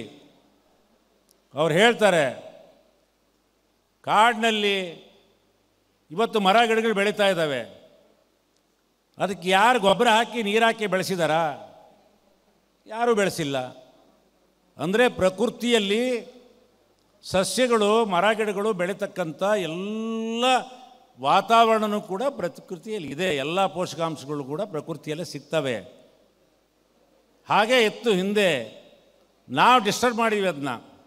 ಈ ದೇಶಕ್ಕೆ ಅನ್ನ ಕೊಡೋ ದಾವಂತದಲ್ಲಿ ಸರ್ಕಾರಕ್ಕೆ ಹೇಳಿದ ಮಾತು ಕೇಳಿ ರೈತ, ಎಲ್ಲ ಸರ್ಕಾರಗಳು ಕೂಡ ನಮ್ಮನ್ನು ದಿಕ್ತಪ್ಪಿಸಿದರು.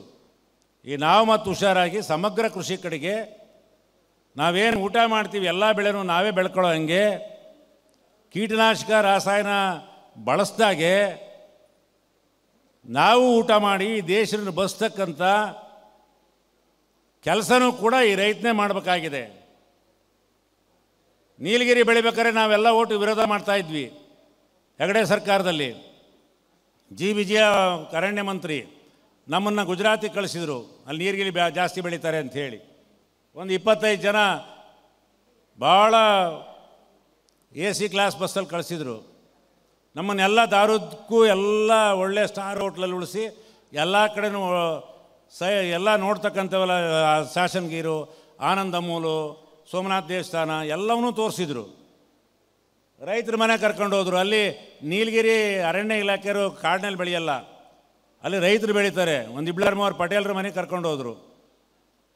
ಪಟೇಲ್ರ ಮನೆಗೆ 86ನೇ ಇಸ್ವಿ ನಾವು ಹೋಗಿದ್ದು. ಅವನು ದೊಡ್ಡ ಮನೆ, ಅರಮನೆ ಅಂತ ಮನೆ, ತೂಗು ಮಂಚ ಹಾಕ್ಕೊಂಡು ಅದ್ರ ಮೇಲೆ ಕೂತಿದ್ದ. ನಾವೆಲ್ಲ ಹೋಗಿ ಈ ಕಡೆ ಕೂತ್ವಿ. ಒಂದೊಂದೇ ಪ್ರಶ್ನೆ ಮಾಡಿದ್ವಿ. ಬೋರ್ವೆಲ್ನಲ್ಲಿ ನೀರು ಇಲ್ಲಿ ಎಷ್ಟಕ್ಕೆ ಬರ್ತಾಯಿತ್ತು? 150 ಅಡಿ ಬರ್ತಾಯಿದೆ. ಇವತ್ತೆಷ್ಟಕ್ಕೆ ಹೋಗಿದೆ? 3000 ಅಡಿ ಹೋಗಿದೆ, ನೀರಿಲ್ಲ. ಪ್ರಾಣಿ ಪಕ್ಷಿಗಳು ಇದ್ದಾವೆ, ಪ್ರಾಣಿ ಪಕ್ಷಿಗಳು ನಾವು ನೋಡೋಕ್ಕೆ ಸಿಗಲ್ಲ. ಅಂತರ್ಜಲ ಕುಸ್ತೋಗಿದೆ. ಸಂಪೂರ್ಣ ವಾತಾವರಣ ಎಲ್ಲ ಹದಗೆಟ್ಟು ಹೋಗಿದೆ. ಮತ್ತು ನೀವು ಯಾಕೆ ಬೆಳಿತೀರಿ ಅಂತ ಪ್ರಶ್ನೆ ಮಾಡಿದರೆ, ಈ ದೇಶದಾಗೆ ಒಬ್ಬ ರಾಜಕಾರಣಿಗೆ ದೇಶ ಉಳಿಸೋದ್ರ ಬಗ್ಗೆ ಚಿಂತೆ ಇಲ್ಲ, ಒಬ್ಬ ಡಾಕ್ಟ್ರಿಗಿಲ್ಲ, ಒಬ್ಬ ಇಂಜಿನಿಯರಿಗಿಲ್ಲ, ಒಬ್ಬ ಕೈಗಾರಿಕೋದ್ಯಮಿಗಿಲ್ಲ, ಯಾರಿಗೂ ಈ ದೇಶ ಉಳಿಸ್ಬೇಕು ಅಂತ ಚಿಂತೆ ಇಲ್ಲ. ನಾನು ಮಾತ್ರ ಯಾಕೆ ದೇಶ ಉಳಿಸ್ಬೇಕು ಅಂತ ಚಿಂತೆ ಮಾಡಬೇಕು? ನಾನು ನನ್ನ ಮಗನ ಡಾಕ್ಟ್ರ್ ಮಾಡಬೇಕು, ಇಂಜಿನಿಯರ್ ಮಾಡಬೇಕು, ಕೈಗಾರಿಕೋದ್ಯಮಿ ಮಾಡಬೇಕು, ರಾಜಕಾರಣಿ ಮಾಡಬೇಕು. ಆದ್ದರಿಂದ ನಾನು ದುಡ್ಡು ಮಾಡ್ತಾ ಇದ್ದೀನಿ, ಅವರೆಲ್ಲ ಯಾವಾಗ ಬರ್ತಾರೋ ಅವಾಗ ಉಳಿಸ್ತೀನಿ ಅಂದ ಅವನು, ಗುಜರಾತಿನ ಪಟೇಲ. ನಾವು ಬಂದು ವರದಿ ಕೊಟ್ವಿ ಸರ್ಕಾರಕ್ಕೆ. ವರದಿ ಕೊಡೋ ಅಷ್ಟೊತ್ತಿಗೆ ಏನು ಕೊಟ್ಟಿದ್ದೀರಿ ಒಂದು ಸಲ ತೋರಿಸ್ರಿ ಅಂದ ಶರ್ಮಾ ಅಂಥೇಳಿ ಒಬ್ಬರು DFO. ಅದೆಲ್ಲ ಹೇಳಬಾರ್ದಪ್ಪ, ನಾವು ಸರ್ಕಾರಕ್ಕೆ ಕೊಡೋದು ಭಾಳ ಕ್ಯೂರಿಯಾಸಿಟಿಗೆ ಅಂತ ಹೇಳಿದ್ವಿ. ನಾವು ಏನೇನು ಅಧ್ಯಯನ ಮಾಡಿದ್ವೋ ಅದನ್ನೇ ಎಲ್ಲ ಬರೆದಿದ್ವಿ. ಅವನು ಅಲ್ಲೇ ಕುಸ್ತು ಬಿದ್ದುಬಿಟ್ಟ. ಸರ್ಕಾರ ಇವ್ರನ್ನ ಕರ್ಕೊಂಡೋಗಿ ಸರಿಯಾಗಿ ಮಾಲಿಷ್ ಮಾಡಿ, ಒಳ್ಳೆ ಊಟ ಹಾಕಿಸಿ, ಒಳ್ಳೆ ಟೂರ್ ಮಾಡಿಸಿ, ಒಂದು ಒಳ್ಳೆ ಅಭಿಪ್ರಾಯ ಕೊಡಿಸ್ತಾರೆ ಅಂಥೇಳಿ ಸರ್ಕಾರ ನನಗೆ ಕ್ಯಾಕರ್ ಸುಗಿತಿದೆ ಅಂಥೇಳಿ, ಏನು ಸಾರ್ ಹಿಂಗೆ ಮೋಸ ಮಾಡಿದ್ರಿ ನೀವು? ಅರೆ ಏನಪ್ಪ ಮೋಸ ಮಾಡಿದೆ ಸಾರ್? ನಿಮ್ಮನ್ನೇ ಹಂಗೆ ಆತಿಥ್ಯ ಮಾಡಿದ್ವಲ್ಲ ಸರ್, ಹಿಂಗೆ ಆತಿಥ್ಯ ಮಾಡಿದ್ವಲ್ಲ ಸರ್. ಆತಿಥ್ಯ ಏನು ಮಾಡಿದೆ? ನಿನ್ನ ದುಡ್ಡನ್ನೇ ಮಾಡಿದೆ, ಸರ್ಕಾರ ಕಳಿಸಿದ್ದು ಸರ್ಕಾರ ದುಡ್ಡನ್ನೇ ಮಾಡಿದ್ವಿ. ಹಂಗಾರೆ ಇಲ್ಲಿ ಲಂಚ ಕೊಟ್ಟೆ, ಹಂಗಾರೆ ನಾವು ಬೇರೆ ವರದಿ ಕೊಡ್ಬೇಕಾ ಅಂಥೇಳಿ ಅವನಿಗೂ ಕ್ಯಾಕರ್ ಸುಗಿದು ವರದಿ ಕೊಟ್ವಿ. ಹೀಗೆ ಪಟೇಲ ದೇಶ ಉಳಿಸ್ತೇ ಹೋದರೂ ಚಿಂತೆ ಇಲ್ಲ, ನಾವು ಬೇರೆ ಯಾರು ಉಳಿಸ್ತೇ ಹೋದರೂ ಚಿಂತೆ ಇಲ್ಲ. ಈ ದೇಶದ ಜವಾಬ್ದಾರಿ, ದೇಶದ ಜನರ ಆರೋಗ್ಯ ಕಾಪಾಡ್ತಕ್ಕಂಥ ಜವಾಬ್ದಾರಿ, ಎಲ್ಲರನ್ನೂ ಸಲುತಕ್ಕಂಥ ಜವಾಬ್ದಾರಿ. ಒಂದು ಸಂಸ್ಕೃತಿಯಾಗಿ ನಾವು ಒಕ್ಕಲ್ತನ ಮಾಡಿದಿರಿ. ನಾವು ಬೇರೆಯವರನ್ನು ಯೋಚನೆ ಮಾಡದೆ, ಲಾಭಕ್ಕೆ ಯೋಚನೆ ಮಾಡದೆ, ಆಸೆಗೆ ಯೋಚನೆ ಮಾಡದೆ, ಒಂದು ಸಂಸ್ಕೃತಿಯಾಗೆ ಒಕ್ಕಲ್ತನ ಮಾಡಿ ನಾವು ಬದುಕಿ ದೇಶ ಬದುಕಿಸ್ಬೇಕು ಅಂತಕ್ಕಂಥ ಮಾತನ್ನು ಹೇಳಿ ನಾನು ಮಾತು ಮುಗಿಸ್ತೀನಿ. ನಮಸ್ಕಾರ.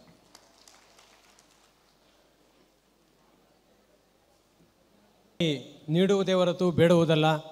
ಈ ದೇಶವನ್ನು ಬದುಕಿಸುವ ಹೊಣೆಗಾರಿಕೆ ರೈತನಿಗಿದೆ, ಇನ್ನು ಯಾವ ವ್ಯಕ್ತಿಗಳಿಗೂ ಇಲ್ಲ ಅಂತಕ್ಕಂಥ ಮಾತನ್ನು ಮಾರ್ಮಿಕವಾಗಿ ಹೇಳಿ, 50 ವರ್ಷಗಳ ತಮ್ಮ ಅನುಭವದ ಮೂಸೆಯಲ್ಲಿ ರೈತ ಸಂಘಟನೆ ಹೇಗೆ ಬೆಳೆದು ಬಂತು, ರೈತನ ಬದುಕು ಇವತ್ತು ಯಾವ ರೀತಿ ಇದೆ, ಅದನ್ನೆಲ್ಲ ಮನಗ್ನವಾಗಿ ಹೇಳಿರ್ತಕ್ಕಂಥ HR ಬಸವರಾಜಪ್ಪ ಸರ್ ಅವರಿಗೆ ತುಂಬ ಹೃದಯದ ಅಭಿನಂದನೆಗಳು. ಈಗ ಅವರಿಗೆ ಗೌರವ ಸಮರ್ಪಣೆ ನಮ್ಮ ಕಮಿಟಿಯವರಿಂದ. ಈಗ ಎರಡನೇ ವಿಷಯ ಮಂಡನೆ ಡಾಕ್ಟರ್ AB ರಾಮಚಂದ್ರಪ್ಪನವರು, ಕನ್ನಡ ಪುಸ್ತಕ ಪ್ರಾಧಿಕಾರದ ನೂತನ ನಿರ್ದೇಶಕರು ಹಾಗೂ ಸಾಂಸ್ಕೃತಿಕ ಚಿಂತಕರು, ವಿಶ್ವಬಂಧು ವೇದಿಕೆಯ ಸಂಚಾಲಕರು. ಈ ಹರಿಹರದ ಗಂಡುಮೆಟ್ಟಿನಲ್ಲಿ ಅಮೋಘವಾಗಿರ್ತಕ್ಕಂಥ ಸೇವೆಯನ್ನು ಸಲ್ಲಿಸಿರ್ತಕ್ಕಂಥ ಪ್ರೊಫೆಸರ್ AB ರಾಮಚಂದ್ರಪ್ಪ ಸರ್ ಅವರು ಪ್ರೊಫೆಸರ್ B ಕೃಷ್ಣಪ್ಪ ಮತ್ತು ದಲಿತ ಚಳವಳಿ ಕುರಿತು ವಿಷಯ ಮಂಡನೆ ಮಾಡಲಿದ್ದಾರೆ. ಅವರಿಗೆ ಈ ವೇದಿಕೆಯನ್ನು ಬಿಟ್ಟುಕೊಡ್ತಾರೆ. ಎರಡನೇ ಗೋಷ್ಠಿಯ ಅಧ್ಯಕ್ಷತೆಯನ್ನು ವಹಿಸ್ಕೊಂಡಿರುವಂಥ ಈ ನಾಡಿನ ಹಿರಿಯ ಚಿಂತಕರಾದಂಥ ಪ್ರೊಫೆಸರ್ HS ಹರಿಶಂಕರ್ ಅವರೇ, ಈಗ ತಾನೇ ರೈತರ ಸಂಕಷ್ಟಗಳು ಮತ್ತು ಪರಿಹಾರವನ್ನು ಕುರಿತು ಮಾತಾಡಿದಂಥ ಹಿರಿಯರಾದಂಥ HR ಬಸವರಾಜಪ್ಪನವರೇ, ವೇದಿಕೆಯಲ್ಲಿ ಆಸೀನಾಗಿಂಥ B ವೀರಯ್ಯನವರೇ, ಮಂಜುನಾಥ್ ಪಾಟೀಲ್ ಅವರೇ, ಆನಂದ್ ಜಿಗಳಿ ಅವರೇ, ಮಹಾದೇವ ಗೌಡ್ರವರೇ, ಬೈರೇಶ್ ಅವರೇ ಮತ್ತು ವೇದಿಕೆಯಲ್ಲಿ ಆಸೀನ ಎಲ್ಲ ಗಣ್ಯಮಾನ್ಯರೇ, ಭಾಳ ಮುಖ್ಯವಾಗಿ ಈ ಸಮ್ಮೇಳನದ ಅಧ್ಯಕ್ಷರಾದಂಥ ಪ್ರೊಫೆಸರ್ ಸಿ ವಿ ಪಾಟೀಲ್ರವರೇ, ವಾಮದೇವ್ನವರೇ, ನನಗೆ ಇವತ್ತಿನ ಗೋಷ್ಠಿಯಲ್ಲಿ ಮಾತಾಡಲಿಕ್ಕೆ ತುಂಬ ಸಂತೋಷ ಮತ್ತು ಆನಂದ. ಮತ್ತೊಂದು ಚಾರಿತ್ರಿಕ ದಿನವೂ ಹೌದು. ಕಾರಣ ಏನಂತಂದರೆ, ಪ್ರೊಫೆಸರ್ ಸಿ ವಿ ಪಾಟೀಲ್ ಅವರು ನನ್ನ ಮೇಷ್ಟ್ರು. ನಾನು ಅವ್ರ ವಿದ್ಯಾರ್ಥಿಯಾಗಿ ಕ್ಯಾಂಪಸ್ಸಲ್ಲಿ ಬೆಳೆದಂಥವನು. ನಮ್ಮ ಅಕ್ಷರ ಅರಿವಿನ ಹಿಂದೆ ಅವರ ಪರಿಶ್ರಮವೂ ಕೂಡ ಇದೆ ಅಂತ ಹೆಮ್ಮೆಯಿಂದ ಹೇಳ್ಕೊತಲೇ ನನ್ನ ಮಾತನ್ನು ಆರಂಭಿಸ್ತೀನಿ. ಭಾಳ ಮುಖ್ಯವಾಗಿ ಈಗಾಗಲೇ ಸಮಯ ತುಂಬ ಆಗಿದೆ.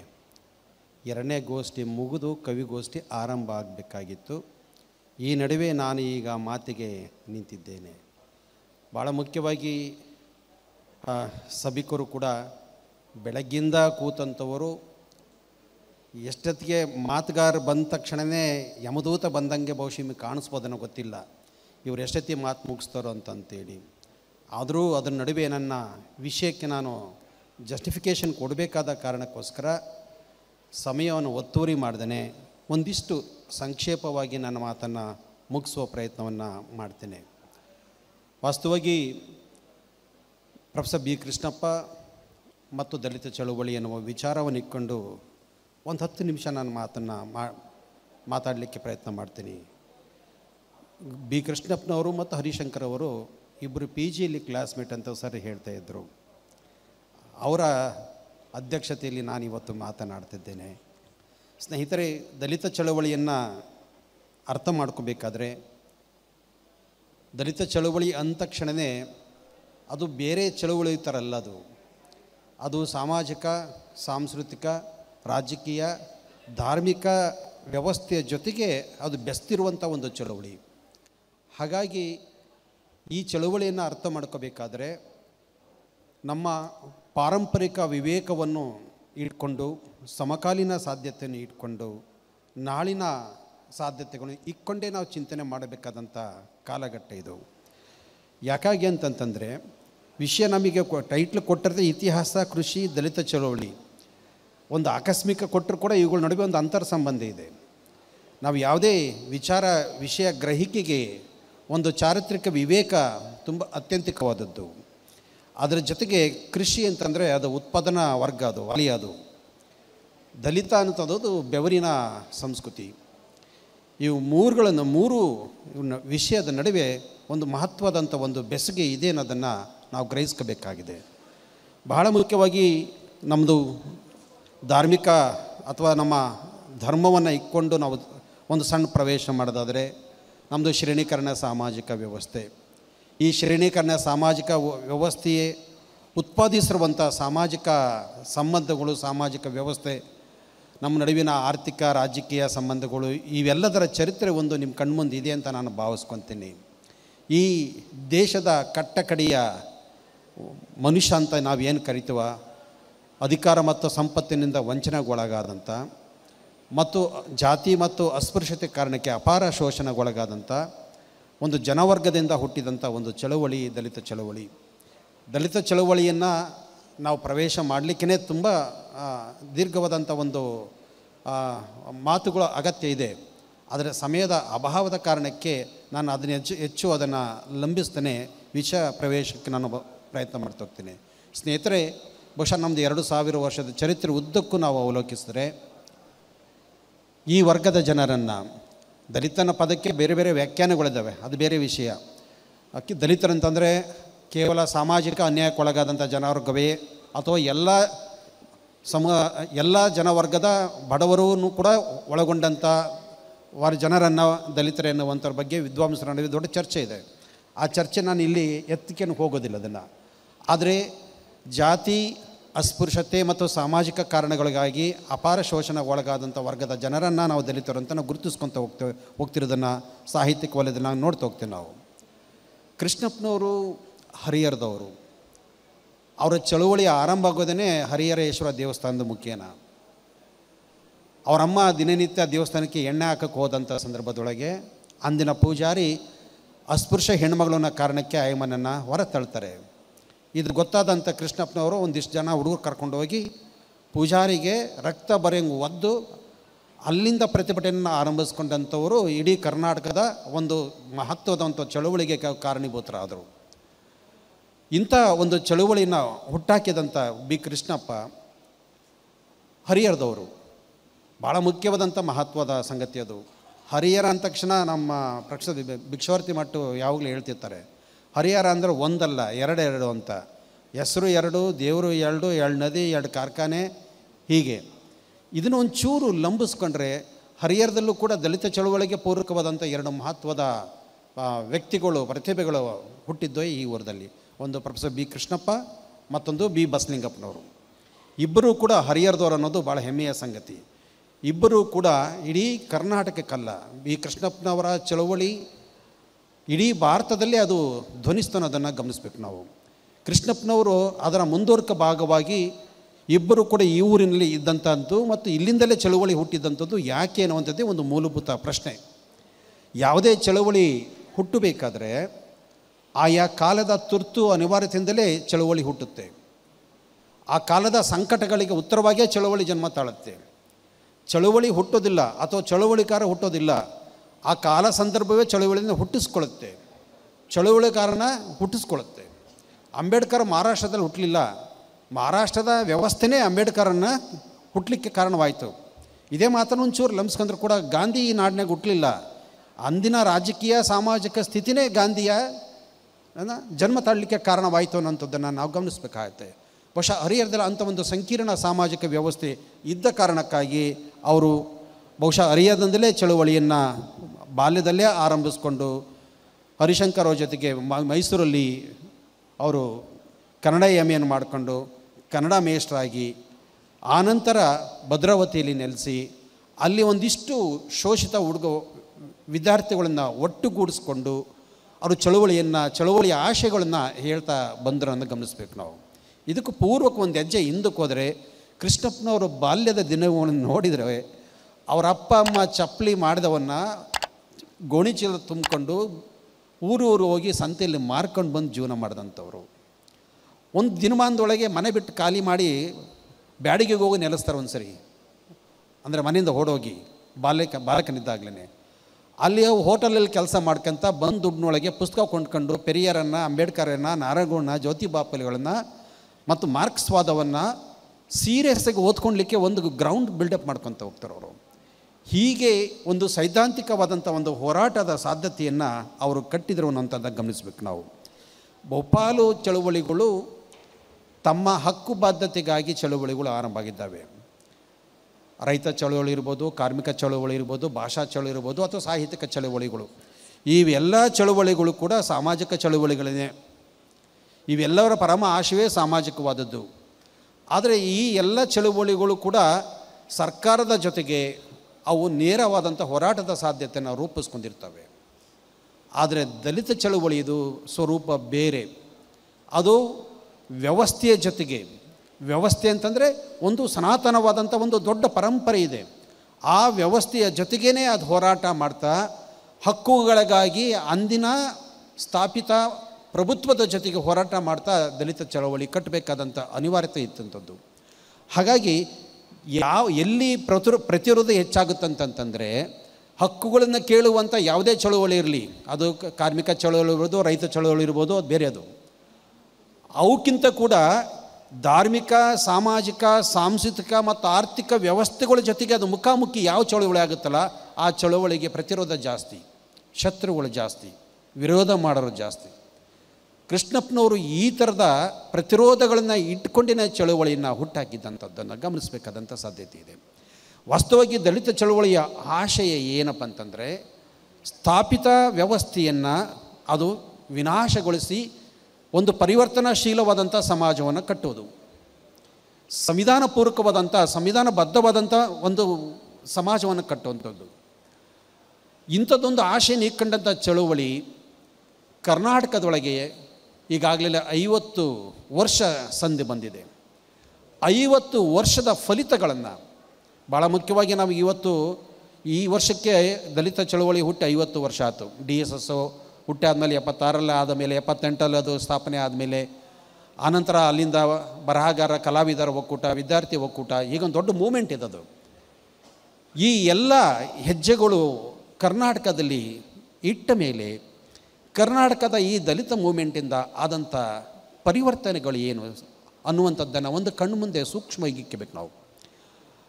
ಒಂದು, ನಾನು ಆಗಲೇ ಹೇಳಿದಾಗೆ ದಲಿತ ಚಳವಳಿ ಆರಂಭಕ್ಕೆ ರಾಜಕೀಯ ಉದ್ದೇಶನ ಇಟ್ಕೊಂಡಿರಲಿಲ್ಲ. ಅದು ರಾಜಕೀಯ ಪ್ರಜ್ಞೆ ಒಂದಿಗೆ ಸಾಮಾಜಿಕ ಪರಿವರ್ತನೆ ಆಶಯವನ್ನು ಇಟ್ಕೊಂಡಂಥದ್ದು. ಆನಂತರದ ದಿನಮಾನಕ್ಕೆ ಮತ್ತೆ ನಮಗೆ ರಾಜಕೀಯ ಅಧಿಕಾರವು ಅತ್ಯಂತಿಕವಾದದ್ದು, ನಮಗೂ ಕೂಡ ರಾಜಕೀಯ ಅಧಿಕಾರ ಬೇಕೆನ್ನುವ ಅಂಬೇಡ್ಕರ್ ಆಶಯದಂತೆ ನಂತರ ರಾಜಕೀಯಕ್ಕೆ ನಾವು ಪ್ರವೇಶ ಮಾಡಿದ್ದು ದಲಿತ ಚಳವಳಿ. ಅದು ಒಂದು. ಎರಡನೇದು ಸಾಮಾಜಿಕವಾದದ್ದು. ಸಾಮಾಜಿಕವಾದದ್ದು ಅಂತಂದರೆ ಜಾತಿ ಮತ್ತು ಅಸ್ಪೃಶ್ಯತೆಯ ಬೇರುಗಳು ಬಹಳ ದಟ್ಟವಾಗಿ ಈ ನೆಲದಲ್ಲಿ ಉಟ್ಕೊಂಡಿದ್ದಾವೆ. ಜಾತಿ ಅಂತಂದರೆ ಕೇವಲ ಸುಮ್ಮನೆ ಒಂದು ಜಾತಿ ಅಲ್ಲದು. ಜಾತಿ ಎಲ್ಲ ಬಗೆಯ ಅಸಮಾನತೆಗಳೇ ತವರದು, ಬೇರದು, ರೂಟು ಬೇಸದು, ತಾಯಿ ಬೇರದು, ಎಲ್ಲ ತರತಮತಿಗೆ ಮೂಲ ಅದು. ಅಂಬೇಡ್ಕರ್ ಯಾಕೆ ಕ್ಯಾಸ್ಟ್ಲೆಸ್ ಸೊಸೈಟಿಗೋಸ್ಕರ ಹೋರಾಡಿದ್ರಂದರೆ ಈ ಕಾರಣಕ್ಕೋಸ್ಕರ. ಅದು ಜಾತಿ ವಿನಾಶ ಅಂದರೆ ಜಾತಿ ಹೆಸರೊಳಗೆ ಹುಟ್ಟಿರುವಂಥ ಎಲ್ಲ ತರತಮತೆಗಳಿಂದ ವಿನಾಶಗೊಳಿಸುವಂಥದ್ದು. ಇಂಥ ವ್ಯವಸ್ಥೆ ಜೊತೆಗೆ ಮುಖಾಮುಖಿಯಾಗುವಂಥದ್ದು. ಅಕ್ಷರವೇ ಇಲ್ಲದಂಥ ಸಮುದಾಯನ ಕಟ್ಕೊಂಡು, ಆಶ್ರಯಗಳಿಲ್ಲದಂಥ ಸಮುದಾಯನ ಕಟ್ಕೊಂಡು ಕೃಷ್ಣಪ್ಪನವರು ಕರ್ನಾಟಕದೊಳಗೆ DSS ಹುಟ್ಟಾಕಿ ಭಾಳ ದೊಡ್ಡ ಪರಿವರ್ತನೆ ಹಾದಿಯನ್ನು ತುಳಿದ್ರು ಅನ್ನುವಂಥದ್ದನ್ನು ನಾವು ಗಮನಿಸ್ಬೇಕು. ನಾವು ಇದರ ಫಲಿತವಾಗಿ ಏನಾಯಿತು ಕರ್ನಾಟಕದಲ್ಲಿ ಅಂತಂತಂದರೆ, ಒಂದು ಭಾಳ ಮುಖ್ಯವಾಗಿ ಪರಿಣಾಮಗಳು ಗಮನಿಸ್ತಾ ಹೋದರೆ, ದಲಿತ ಚಳವಳಿ ಹುಟ್ಟಿದ ಮೇಲೆ ಅಕ್ಷರದ ಮಹತ್ವ ಅರ್ಥ ಆಯಿತು.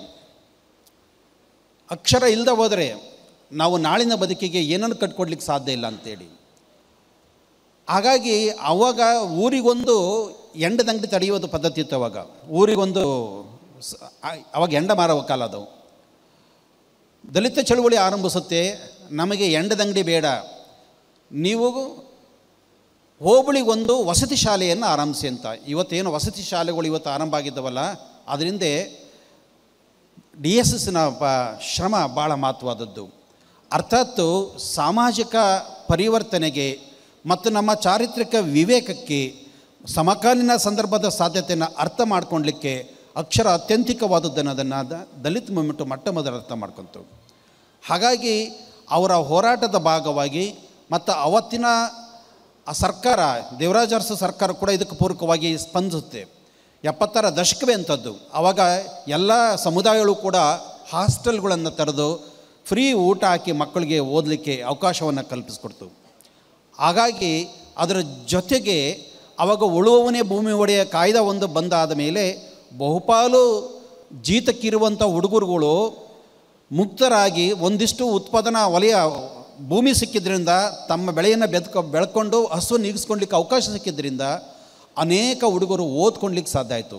ನೀವು ಸೂಕ್ಷ್ಮ ಗ್ರಹಿಸಿ 1970ರಿಂದ ಈಚೆಗೆ ಈ ಎಲ್ಲ ವರ್ಗದ ಅಕ್ಷರವಂತರ ಸಂಖ್ಯೆ ಜಾಸ್ತಿ ಆಗಿದ್ದು. ನೀವು ಅದಕ್ಕಿಂತ ಪೂರ್ವದಲ್ಲಿ ಎಲ್ಲ ಕಚೇರಿಗಳು ಗಮನಿಸಿ ಕೆಲವೇ ವರ್ಗದ ಜನರು ಆಫೀಸರ್ಸ್ಗಳಾಗಿದ್ದಾರೆ ಅಂತ ಗಮನಿಸ್ಬೇಕು ನಾವು. ಇನ್ಕ್ಲೂಡಿಂಗ್ ಮೈ ಸೆಲ್ಫ್, ನಾನು ಕೂಡ ದೇವರಾಜ ಅರಸು ಬೆಳೆದಂಥ ಫಸಲು. ಏಕಕಾಲಕ್ಕೆ ನಮ್ಮ ಅಕ್ಷರದ ವಿವೇಕ, ಚಿಂತನೆ, ಹೋರಾಟದ ಸಾಧ್ಯತೆ ಮತ್ತು ಹೋರಾಟದ ಅಗತ್ಯತೆಯನ್ನು ಕಲಿತದ್ದು ನಾವು DSSನಿಂದ. DSS ನಾನು ವಾಸ್ತವವಾಗಿ ಸರ್ ಅವ್ರ ಕ್ಲಾಸ್ಮೇಟ್ಸು. ನಾವು ವಿದ್ಯಾರ್ಥಿ ಇದ್ದಾಗ ಕೃಷ್ಣಪ್ಪರ ಜೊತೆಗೆ ಹೋರಾಟ ಮಾಡ್ಕೊಂಡಿದ್ದಂಥ ಹುಡುಗ ನಾನು. ಅವಾಗ ಪ್ರೊಫೆಸರ್ CV ಪಾಟೀಲ್ರಿಗೆ ಅದು ಗೊತ್ತಿದೆ ತುಂಬ ಚೆನ್ನಾಗಿ, ಯಾವ ಮೂಮೆಂಟಲ್ಲಿ ನಾವು ಇದ್ವಿ, ಎಂಥ ಸಂಕಟದಲ್ಲಿ ಹರಿಹರಕ್ಕೆ ನಾವು ಬಂದ್ವಿ ಅನ್ನುವಂಥದ್ದು. ಅದೊಂದು ಬೇರೆ ಒಂದು ದೊಡ್ಡ ಚಾರಿತ್ರಿಕ ಒಂದು ಇದದು. ಅದರ ಜೊತೆಗೆ ಭೂ ಹೋರಾಟವನ್ನು ಆರಂಭಿಸ್ತು. ಭೂಮಿಯೇ ನಮ್ಗೆ ಗೊತ್ತಿದೆ, ನಮಗೆ ಭೂಮಿ ಅನ್ನೋದು ಬ್ರಾಹ್ಮಣನ ಮಗಳು.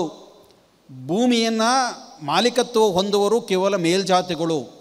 ಅದನ್ನು ನಾವು ಉಳುಮೆ ಮಾಡಬಹುದು ಅಷ್ಟೇ, ಮಾಲೀಕತ್ವವನ್ನು ಹೊಂದಂಗಿಲ್ಲ ಅನ್ನುವಂಥದ್ದು ನಮ್ಮ ಪರಂಪರೆ. ಬ್ರಿಟಿಷ್ ಸರ್ಕಾರದೊಳಗೆ ಇಂದಿನ ಮೇಲ್ಜಾತಿಗಳು ಅವುಗಳ ಜೊತೆ ಔದಾರ್ಯ ಇದ್ದ ಕಾರಣಕ್ಕೆ ಅಪಾರ ಭೂಮಾಲೀಕರಾಗಿ ಬದುಕಿದಂಥದ್ದು ಒಂದು. ಭೂಮಿ ಇಲ್ಲದಂಥ ವರ್ಗದ ಜನಕ್ಕೆ ಭೂಮಿಯನ್ನು ದಕ್ಕಿಸ್ಕೊಡ್ಬೇಕಂತೇಳಿ ಭೂ ಹೋರಾಟವನ್ನು ಸ್ಟಾರ್ಟ್ ಮಾಡುತ್ತೆ ದಲಿತ ಚಳವಳಿ. ಅದರ ಒಂದಿಷ್ಟು ಸಣ್ಣ ಪುಟ್ಟ 2-3 ಘಟನೆ ಹೇಳ್ತೀನಿ ನಿಮಗೆ. ನಾಗಸಂದ್ರ ಭೂ ಹೋರಾಟವನ್ನು ಆರಂಭಿಸುತ್ತೆ. ಅಲ್ಲಿ 600 ಎಕರೆ ಭೂಮಿಯನ್ನು ಭೂಮಿ ಇಲ್ಲದ ಭೂಹೀನರಿಗೆ ದಕ್ಕಿಸಿಕೊಡುತ್ತೆ. ಮರಸಪಲ್ಲಿ ಅನ್ನುವಂಥವ್ರಿಗೆ 200 ಕುಟುಂಬಗಳಿಗೆ 800 ಎಕರೆ ಜಮೀನು ಒದಗಿಸ್ಕೊಡುತ್ತೆ. ಹೊನ್ನಾಳಿ ಭೂ ಹೋರಾಟದಲ್ಲಿ 630 ಜನಕ್ಕೆ 1700 ಎಕರೆ ಜಮೀನನ್ನು ಒದಗಿಸ್ಕೊಡುತ್ತೆ. ಬಿದಿರೆಕಾವಲಲ್ಲಿ 150 ಎಕರೆ ಜಮೀನನ್ನು, ಚಂಡಗೋಡು ಅನ್ನುವಂಥ 60 ಕುಟುಂಬಗಳಿಗೆ 300 ಎಕರೆ ಜಮೀನು ಒದಗಿಸ್ಕೊಡುತ್ತೆ. ಮೆದಕಿನಾಳ ಅನ್ನುವುದ್ರಿಗೆ 67 ಎಕರೆ ಜಮೀನನ್ನು, ಮಹಮ್ಮದ್ ನಗರ ಅನ್ನುವುದಕ್ಕೆ 50 ಎಕರೆ ಭೂಮಿಯನ್ನು. ಇದು ಒಂದಿಷ್ಟು ಪಟ್ಟೆ ಅಷ್ಟೇ. ಹೀಗೆ ಭೂಮಿ ಇಲ್ಲದ ವರ್ಗದ ಜನಕ್ಕೆ ಭೂಮಿಯನ್ನು ದಕ್ಕಿಸಿಕೊಡುವ ಒಂದು ದೊಡ್ಡ ಹೋರಾಟವನ್ನು ಆರಂಭಿಸುತ್ತೆ.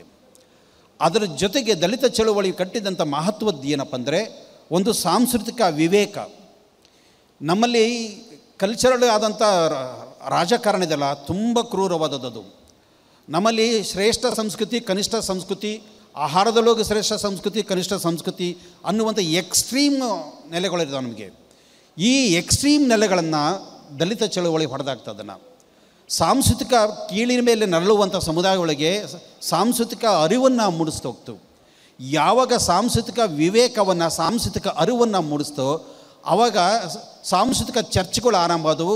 ಸಾಹಿತ್ಯದಲ್ಲೂ ಕೂಡ ಸಾಂಸ್ಕೃತಿಕ ಸಾಧ್ಯತೆಗಳು ಅನಾವರಣಗೊಂಡು. ಹಾಗಾಗಿಯೇ ಅನೇಕರು ಜಾತಿ ಹೇಳ್ಕೊಳ್ಳಿಕ್ಕೆ ಆವಾಗ ಹಿಂದೆ ಮುಂದೆ ನೋಡುವಂಥವರು ನಾನು ಇಂಥ ಹೀನ ಜಾತಿಯವನು ಅಂತ ಹೇಳ್ಕೊಳ್ಳಿಕ್ಕೆ ಹೆಮ್ಮೆ ಪಡ್ತೇನೆ. ಯಾಕಂದರೆ ನನ್ನ ಜಾತಿ ಯಾರನ್ನೂ ಕೊಂದಿಲ್ಲ, ಯಾರನ್ನು ಹಿಂಸಿಸಿಲ್ಲ ಮತ್ತು ಶ್ರಮಿಸಿ ಬದುಕಿದಂಥ ಸಮುದಾಯ ನಂದು ಅಂತಂತೇಳಿ, ಸುಳ್ಳೇಳಿ ಗಂಟೆ ಅಗ್ಲಾಡಿಸಿ ನಾನು ಬದುಕಿದಂಥ ಸಮುದಾಯದ ಬಂದವನಲ್ಲ ಅಂತ ಹೆಮ್ಮೆಯಿಂದ ಹೇಳ್ಕೊಳ್ಳುವಂಥ ಸಾಧ್ಯತೆಗಳು ಬಂದು ದಲಿತ ಸಾಹಿತ್ಯಿಕ ಸಂದರ್ಭದೊಳಗೆ ದಲಿತ ಸಂಸ್ಕೃತಿ ಒಳಗಿರುವಂಥ ಮಾನವಿಕ ನೆಲೆಗಳನ್ನು ಸಾಹಿತ್ಯ ಕೃತಿಗಳು ಕಟ್ಕೊಡ್ಲಿಕ್ಕೆ ಸಾಧ್ಯ ಆಯಿತು. ನಮ್ಮ ಸಂಶೋಧನೆ ವಿಚಾರಗಳೇ ಬದಲಾದವು. ನಾವು ನೋಡುವಂಥ ಸಾಹಿತ್ಯಿಕ ಪರಿಭಾಷೆಗಳೇ ಬದಲಾದವು. ಹೀಗೊಂದು ಮಹತ್ವದ ಹೆಜ್ಜೆಯನ್ನು ನಾವು ಗಮನಿಸ್ತಾ ಹೋಗ್ತೀವಿ ನಾವು. ಅದರ ಜೊತೆಗೆ ಸಾಮಾಜಿಕ ಕ್ರಾಂತಿ, ಹಳೆಯದನ್ನು ಯಾವಾಗಲೂ ಕೂಡ ಹೊಸದನ್ನು ಕಟ್ಟಬೇಕಂದ್ರೆ, ಹೊಸ ಚಿಂತನೆಯನ್ನು ಕಟ್ಟಬೇಕಂದ್ರೆ ನಾವು ಹಳೆಯದನ್ನು ನಾವು ನಾಶಗೊಳಿಸಲೇಬೇಕಾದಂಥ ಅಗತ್ಯತೆ ಇರುತ್ತೆ. ಹಳೆಯದನ್ನು ನಾಶಗೊಳಿಸ್ಬೇಕಂದ್ರೆ ಅದರ ಕ್ರೌರ್ಯಗಳನ್ನು, ಅದರ ರಾಜಕಾರಣಗಳನ್ನು ನಾವು ಅದನ್ನು ಅನಾವರಣಗೊಳಿಸೋದ್ರ ಮುಖ್ಯನೇ ಅದನ್ನು ಮಾಡಬೇಕಾದಂಥ ಸಾಧ್ಯತೆ ಇರುತ್ತೆ. ದಲಿತ ಚಳವಳಿ ಈ ಸಾಧ್ಯತೆಗಳನ್ನು ಮಾಡ್ತಾ ಹೋಗ್ತು. ಅಸ್ಪೃಶ್ಯತೆಯ ವಿರುದ್ಧ ಹೋರಾಟ ಮಾಡ್ತು.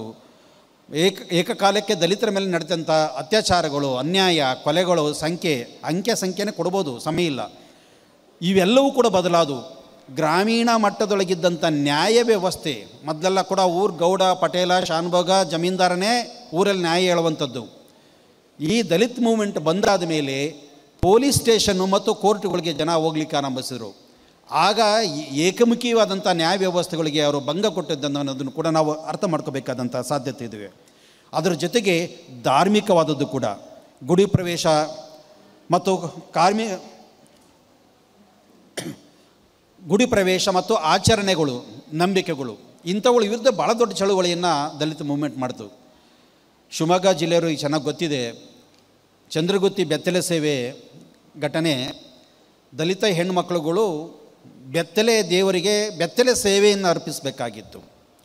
ಅದಕ್ಕೆ ವೈಚಾರಿಕವಾಗಿ, ಸಾಂಘಿಕವಾಗಿ ಜನರಲ್ಲಿ ಜಾಗೃತಿಗೊಳಿಸಿ ಕೃಷ್ಣಪ್ಪನವರು ಹೋರಾಟವನ್ನು ಆರಂಭಿಸ್ತಾರೆ. ಬೆತ್ತಲೆ ಬರೋರಿಗೆ ಸೀರೆಯನ್ನು ಕೊಟ್ಟು ಇದು ಮಾಡ್ತಾ ಹೋಗ್ತಾರೆ. ಅವತ್ತು ಯಾವ ಧಾರ್ಮಿಕ ಪ್ರಭುತ್ವದ ಜನರು ಕೃಷ್ಣಪ್ಪರನ್ನು ಮತ್ತು ಕೃಷ್ಣಪ್ಪನ ಸಂಗಡಿಗರನ್ನೆಲ್ಲ ಕೂಡ ಒದ್ದಾಗ್ತಾರೆ. ಪೊಲೀಸರು ತಡೆಯಕ್ಕೆ ಹೋದವ್ರನ್ನೂ ಕೂಡ ಬೆತ್ತಲೆ ಮಾಡ್ತಾ ಹೋಗ್ತಾರೆ. ಅವತ್ತು ಹೋರಾಟ ಮಾಡಿ ಬೆತ್ತಲೆ ಸೇವೆ ಅಂತ ಆಚರಣೆಯನ್ನು ಕೃಷ್ಣಪ್ಪನವರು ನಿಲ್ಲಿಸಿದರು. ಅಲ್ಲಿಂದ ಹೀಗೆ ದೇವದಾಸಿ ಪದ್ಧತಿಗೆ ಪೂರಕವಾಗಿ ಇರುವಂಥ ನಮ್ಮ ದೇವರ ನಂಬಿಕೆಗೆ ಆಚರಣೆಗಳು, ಜಾತ್ರೆ, ಹಬ್ಬ ಹರಿದಿನಗಳು, ಇವುಗಳು ಎಲ್ಲದರ ಮೇಲೆ ಅದು ಬೆಳಕು ಚೆಲ್ಲುವ ಕೆಲಸವನ್ನು ಮಾಡ್ತಾ ಹೋಯಿತು ಅನ್ನೋಂಥದ್ದನ್ನು ನಾವು ಗಮನಿಸಬೇಕಾಗುತ್ತೆ. ದಲಿತ ಚಳುವಳಿ ಮಹತ್ವದ ಇನ್ನೊಂದು ಏನಪ್ಪ ಅಂತಂದರೆ ನಮ್ಮ ಸಾಂಸ್ಕೃತಿಕ ಹಿರಿಮೆ, ನಮ್ಮ ಸಾಂಸ್ಕೃತಿಕ ಬೇರುಗಳು ಎಲ್ಲಿದ್ದಾವೆ ಅನ್ನೋದನ್ನು ಬಹಳ ಸೂಕ್ಷ್ಮವಾಗಿ ಅಧ್ಯಯನಕ್ಕೆ ನಾವು ಎತ್ಕೊಂಡು ಇವತ್ತು ಸನಾತನ ಧರ್ಮ ಅಂತೀವಿ ನಾವು. ಆರ್ಯ ಸಂಸ್ಕೃತಿಯನ್ನೇ ಇವತ್ತು ನಾವು ಸನಾತನ ಧರ್ಮ ಅಂತ ಬಿಂಬಿಸ್ತೀವಿ ನಾವು. ವಾಸ್ತವವಾಗಿ ಈ ದಲಿತರದು ಮತ್ತು ಶೂದ್ರ ಸಮುದಾಯಗಳದು ಸನಾತನ ಧರ್ಮ ಅಲ್ಲ, ಪುರಾತನ ಧರ್ಮ. ಸನಾತನ ಧರ್ಮಕ್ಕಿಂತಲೂ ಪ್ರಾಚೀನವಾದದ್ದು ಪುರಾತನ ಧರ್ಮ. ಅರ್ಥಾತ್ ಬೌದ್ಧ ಧರ್ಮ ಈ ದೇಶದೊಳಗೆ ಮೊದಲಿದ್ದಂಥದ್ದು. ಆರ್ಯ ಸಂಸ್ಕೃತಿ ಅಲ್ಲ. ಹೀಗೆ ಧಾರ್ಮಿಕ, ಸಾಮಾಜಿಕ, ಆರ್ಥಿಕ ಹಲವು ವಲಯದೊಳಗೆ ಕರ್ನಾಟಕದೊಳಗೆ ಒಂದು ಕ್ರಾಂತಿಕಾರಕವಾದಂಥ ಪರಿವರ್ತನೆಗೆ ದಲಿತ ಚಳವಳಿ ಕಾರಣ ಆಗಿದೆ. ಆದರೆ ಇವತ್ತು ದಲಿತ ಚಳವಳಿ ಬೇರೆ ಥರದ ಒಂದು ಹೆಜ್ಜೆಗೆಯನ್ನು ಇಟ್ಕೊಂಡಿದೆ. ಇವತ್ತು ರಾಜಕೀಯ ವ್ಯಕ್ತಿಗಳ ಜೊತೆಗೆ ಕಾಂಪ್ರಮೈಸಿಂಗ್ ಮಾಡ್ಕೊಂಡಿದ್ದೇವೆ. ಸಂಘಟನೆಗಳು ಯಾವ್ಯಾವ ವೈಯಕ್ತಿಕ ಕಾರಣಗಳಿಗೆ ಇವತ್ತು ಹೊಡೆದೋಗಿದ್ದಾವೆ.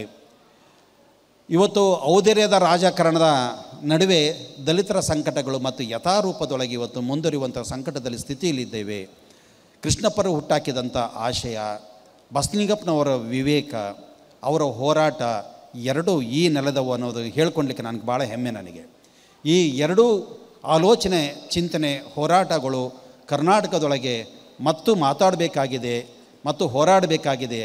ಇದೊಂದೇ ಅಲ್ಟಿಮೇಟ್ ದಾರಿ. ಸಾಮಾಜಿಕ ಸಮಾನತೆಯನ್ನು ಮತ್ತು ಸಂವಿಧಾನಿಕವಾದಂಥ ಹಕ್ಕನ್ನು ಪಡಲಿಕ್ಕೆ, ಪ್ರಜಾಪ್ರಭುತ್ವವನ್ನು ಗಟ್ಟಿಗೊಳಿಸಲಿಕ್ಕೆ ಇವತ್ತು ದಲಿತ್ ಮೂಮೆಂಟಾಗಿ ಇಟ್ಕೊಂಡಿರುವಂಥ ಸೈದ್ಧಾಂತಿಕ ತಿಳುವಳಿಕೆಗೆ ಮುಖ್ಯನೇ ಸಾಧ್ಯ ಅನ್ನುವಂಥ ವಿವೇಕದೊಂದಿಗೆ ನಾನು ಎರಡು ಮಾತುಗಳನ್ನು ಮುಗಿಸ್ತೀನಿ. ನಮಸ್ಕಾರ ಎಲ್ಲರಿಗೂ.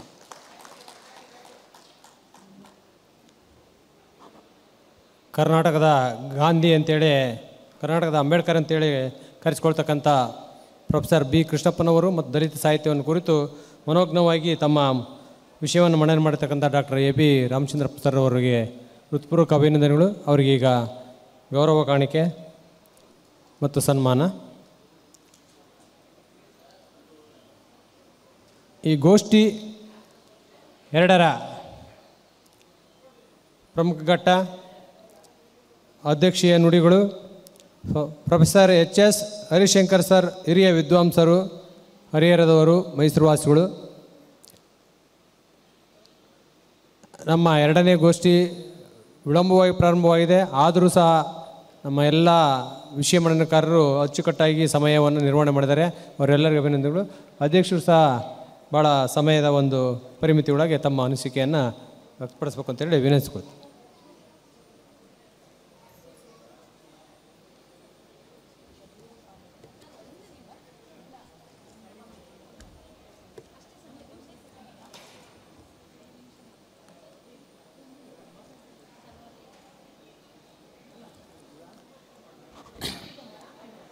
ಸಭಿಕರೇ, ತಾವೆಲ್ಲ ಮುಂದಿನ ಗೋಷ್ಠಿಗೆ ಬಹಳ ಕುತೂಹಲದಿಂದ ಕಾತರಾಗಿರುವಂತೆ ಕಾಣಿಸ್ತೆ. ಹಾಗಾಗಿ ನಾನು ಹೆಚ್ಚು ಸಮಯವನ್ನು ತೆಗೆದುಕೊಳ್ಳೋದಿಲ್ಲ. ನನಗೆ ಏನು ಕಾಲಮಿತಿಯನ್ನು ಹೇಳಿದ್ದಾರೆ, ಆ ಕಾಲಮಿತಿಯಾದಂಥ 15 ನಿಮಿಷದಲ್ಲಿ ನನ್ನ ವಿಷಯವನ್ನು ಮಂಡನೆ ಮಾಡ್ತೀನಿ. ಅದಕ್ಕಿಂತ ಮೊದಲು ಈ 13ನೇ ಸಾಹಿತ್ಯ ಸಮ್ಮೇಳನದ ಅಧ್ಯಕ್ಷರಾದಂತಹ ಶ್ರೀ ಪಾಟೀಲ್ ಅವರೇ, ದಾವಣಗೆರೆ ಜಿಲ್ಲಾ ಕನ್ನಡ ಸಾಹಿತ್ಯ ಪರಿಷತ್ತಿನ ಅಧ್ಯಕ್ಷರಾದಂತಹ ವಾಮದೇವಪ್ಪನವರೇ, ಮಿತ್ರರೇ, ಈಗಷ್ಟೇ ಇಬ್ಬರು ಮಹನೀಯರು ಎರಡು ವಿಶಿಷ್ಟವಾದಂತಹ ವಿಷಯವನ್ನು ಉಳ್ಳಂತಹ ಪ್ರಬಂಧಗಳನ್ನು ಮಂಡಿಸಿದರು. ಪ್ರಬಂಧ ಅಂತ ನಾನು ಕರಿತಾ ಇದ್ದೀನಿ. ಯಾಕೆ ಅಂತಂದರೆ ಅವರು ಅದನ್ನು ಸಂಪೂರ್ಣವಾಗಿ ಸಿದ್ಧತೆ ಮಾಡ್ಕೊಂಡು ಬಂದಿದ್ದರಿಂದ ಅದನ್ನು ಪ್ರಬಂಧ ಅಂತ ಕರಿತೀನಿ. ಈ ಬಸವರಾಜಪ್ಪನವರು ವಿದ್ಯಾರ್ಥಿ ದಶೆಯಲ್ಲಿಯೇ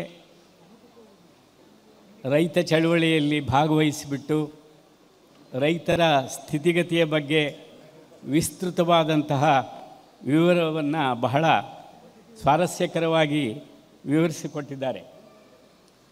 ರೈತರ ಸಮಸ್ಯೆಗಳನ್ನು ಅವರು ಬಹಳ ಚೆನ್ನಾಗಿ ವಿವರಿಸಿದರು. ಶಿವಮೊಗ್ಗದಲ್ಲಿ ರೈತರ ಸಂಘ ಸ್ಥಾಪನೆಯಾದದ್ದನ್ನು ಹೇಳಿದರು. ಆಮೇಲೆ ಯಾವುದೋ ಒಂದು ಪ್ರಸಂಗವನ್ನು ಬಹಳ ಸ್ವಾರಸ್ಯಕರವಾಗಿ ಅವರು ವರ್ಣಿಸಿದರು. ಹಿಂದಿನ ಕಾಲದಲ್ಲಿ ಕೃಷಿ ಎಂಬುದು ಒಂದು ಸಂಸ್ಕೃತಿ ಎಂಬುದನ್ನು ಬಹಳ ಚೆನ್ನಾಗಿ ವಿವರಣೆ ಕೊಟ್ಟು ನಮ್ಮ ಮನಸ್ಸನ್ನು ಸೆಳೆಯುವಂತೆ ಮಾಡಿದರು. ಆಮೇಲೆ ಇನ್ನೊಂದು ಬಹಳ ಮುಖ್ಯವಾದಂಥ ಮಾತನ್ನು ಹೇಳಿದರು. ಈ ರೈತ ಸಂಸ್ಕೃತಿ ಎನ್ನುವುದು ಹಂಚಿ ತಿನ್ನುವ ಸಂಸ್ಕೃತಿ ಎನ್ನುವಂಥದ್ದು. ಅದು ಬಹಳ ಸೊಗಸಾದ ಮಾತು. ಬಸವರಾಜಪ್ಪನವ್ರು ಕೇಳಿಸ್ಕೋಬೇಕು. ತಾವು ಹೇಳಿದಂತಹ ರೈತ ಸಂಸ್ಕೃತಿ ಹಂಚಿ ತಿನ್ನುವ ಸಂಸ್ಕೃತಿ ಎನ್ನುವಂಥದ್ದು ಬಹಳ ವಿಶಿಷ್ಟವಾದದ್ದು, ಬಹಳ ಒಳ್ಳೆಯ ಮಾತದು. ನಾನು ಆ ಮಾತನ್ನು ಬಹುಶಃ ಬಹಳ ಹೊತ್ತು ನೆನಪಿನಲ್ಲಿ ಇಟ್ಕೊಂಡಿರ್ತೀನಿ. ಅವರಿಗೆ ನನ್ನ ಪರವಾಗಿ ಅಭಿನಂದನೆಗಳನ್ನ ಸಲ್ಲಿಸ್ತೇನೆ. ಇನ್ನೊಬ್ಬರು ಡಾಕ್ಟರ್ ಎ ಜಿ ರಾಮಚಂದ್ರಪ್ಪನವರು, ಪ್ರೊಫೆಸರ್ ಬಿ ಕೃಷ್ಣಪ್ಪನವರ ಶಿಷ್ಯರು. ಸ್ವಾರಸ್ಯದ ಸಂಗತಿ ಅಂತಂದರೆ ಪ್ರೊಫೆಸರ್ ಬಿ ಕೃಷ್ಣಪ್ಪನವರು ನಾನು ಇಬ್ಬರು ಮೈಸೂರು ಮಾನಸ ಗಂಗೋತ್ರಿಯಲ್ಲಿ 1961, 62, 62, 63ನೇ ಸಾಲಿನಲ್ಲಿ ನಾವಿಬ್ಬರೂ ಕೂಡ ಕನ್ನಡ MA ತರಗತಿಯಲ್ಲಿ ಒಟ್ಟಿಗೆ ಕುಳಿತು ಪಾಠ ಕೇಳಿದವರು ಮತ್ತು ನಮ್ಮ ಸಮಸ್ಯೆಗಳನ್ನು ನಮ್ಮ ಮೇಷ್ಟ್ರ ಜೊತೆಗೆ ಹಂಚಿಕೊಂಡಿದ್ದಂಥದ್ದು. ಅವರು ಕೃಷ್ಣಪ್ಪನವರು ಆ ಕಾಲದಲ್ಲಿ, ನನ್ನ ಒಡನಾಟದ ಕಾಲದಲ್ಲಿ ಬಹಳ ಸೌಮ್ಯ ಅಂದರೆ ಬಹಳ ಸೌಮ್ಯ, ಮಾತಾಡ್ತಾನೇ ಇರಲಿಲ್ಲ. ಅಂದರೆ ನಮ್ಮ ಜೊತೆ ಬರೋರು, ಕಾಫಿ ಕುಡಿಯೋರು, ಮಾತಾಡ್ಸೋರು, ಎಲ್ಲ ಮಾಡೋರು. ಸಮಯ ಒಂದು 10 ನಿಮಿಷ ನಮ್ಮ ಜೊತೆಗೆ ಇರೋರು, ಆಮೇಲೆ ಹೊರಟೋಗೋರು. ಬಹಳ ಏಕಾಂತವಾಗಿ ಆಲೋಚನಾ ಮಗ್ನರಾಗಿ ಯಾವಾಗಲೂ ಇರೋ ಹಾಗೆ ಕಾಣಿಸ್ತಾ ಇದ್ದರು. ಅಂತಹ ವ್ಯಕ್ತಿ ಆನಂತರ ದಲಿತ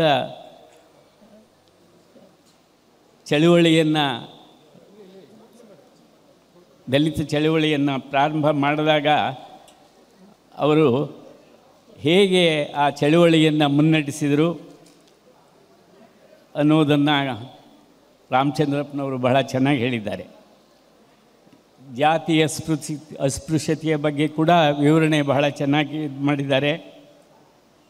ಬಿ ಕೃಷ್ಣಪ್ಪನವರು ದಲಿತ ಚಳುವಳಿಯನ್ನು ಹರಿಹರದಿಂದಲೇ ಆರಂಭಿಸಿದರು ಅಂತ ಹೇಳಿದ್ದಾರೆ. ಬಹಳ ವಿವರವಾದಂಥ ವಿವರಣೆಯನ್ನು ಕೊಟ್ಟಿದ್ದಾರೆ. ಹಾಗಾಗಿ ರಾಮಚಂದ್ರಪ್ಪನವರಿಗೆ ನನ್ನ ಅಭಿನಂದನೆಗಳನ್ನು ಸಲ್ಲಿಸ್ತೇನೆ. ಈಗ ನನ್ನ ವಿಷಯ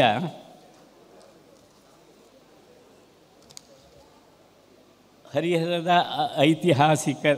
ಐತಿಹಾಸಿಕ ವಿಶೇಷತೆ ಅಂತ. ಬಹಳ ಜನಕ್ಕೆ ನಾವು ಹರಿಹರದಲ್ಲೇ ಇದ್ದೀವಿ, ಆದರೆ ಹರಿಹರದ ಬಗ್ಗೆ ನಮಗೆ ಹೆಚ್ಚು ಮಾಹಿತಿ ಇಲ್ಲ. ಇಲ್ಲಿ ನಾನು ಒಂದು 15 ನಿಮಿಷದ ಒಳಗೆ ಈ ಹರಿಹರದ ಪ್ರಾಚೀನತೆಯ ಕುರಿತು, ಹರಿಹರದ ದೇವಾಲಯದ ವಿಶೇಷತೆಯನ್ನು ಕುರಿತು, ಆನಂತರ ಅದನ್ನು ದೇವಾಲಯವನ್ನು ಕಟ್ಟಿಸಿದವನ ಯಾರು, ಅವನು ಎಲ್ಲಿದ್ದ, ಹೇಗೆ ಬಂದ ಅನ್ನುವಂಥದ್ದನ್ನು ಕುರಿತು ಒಂದು 15 ನಿಮಿಷದಲ್ಲಿ ಹೇಳ್ತೇನೆ. ಆಯಿತಾ? ಈ ಹರಿಹರ ಅನ್ನುವಂಥ ಊರು ಇವತ್ತು ನಾವೇನು ಕರಿತಾ ಇದ್ದೀವಿ ಹರಿಹರ ಅಂತ, ಇದು ನೆನ್ನೆ ಮೊನ್ನೆಯ ಪಟ್ಟಣ ಅಲ್ಲ. ಇದು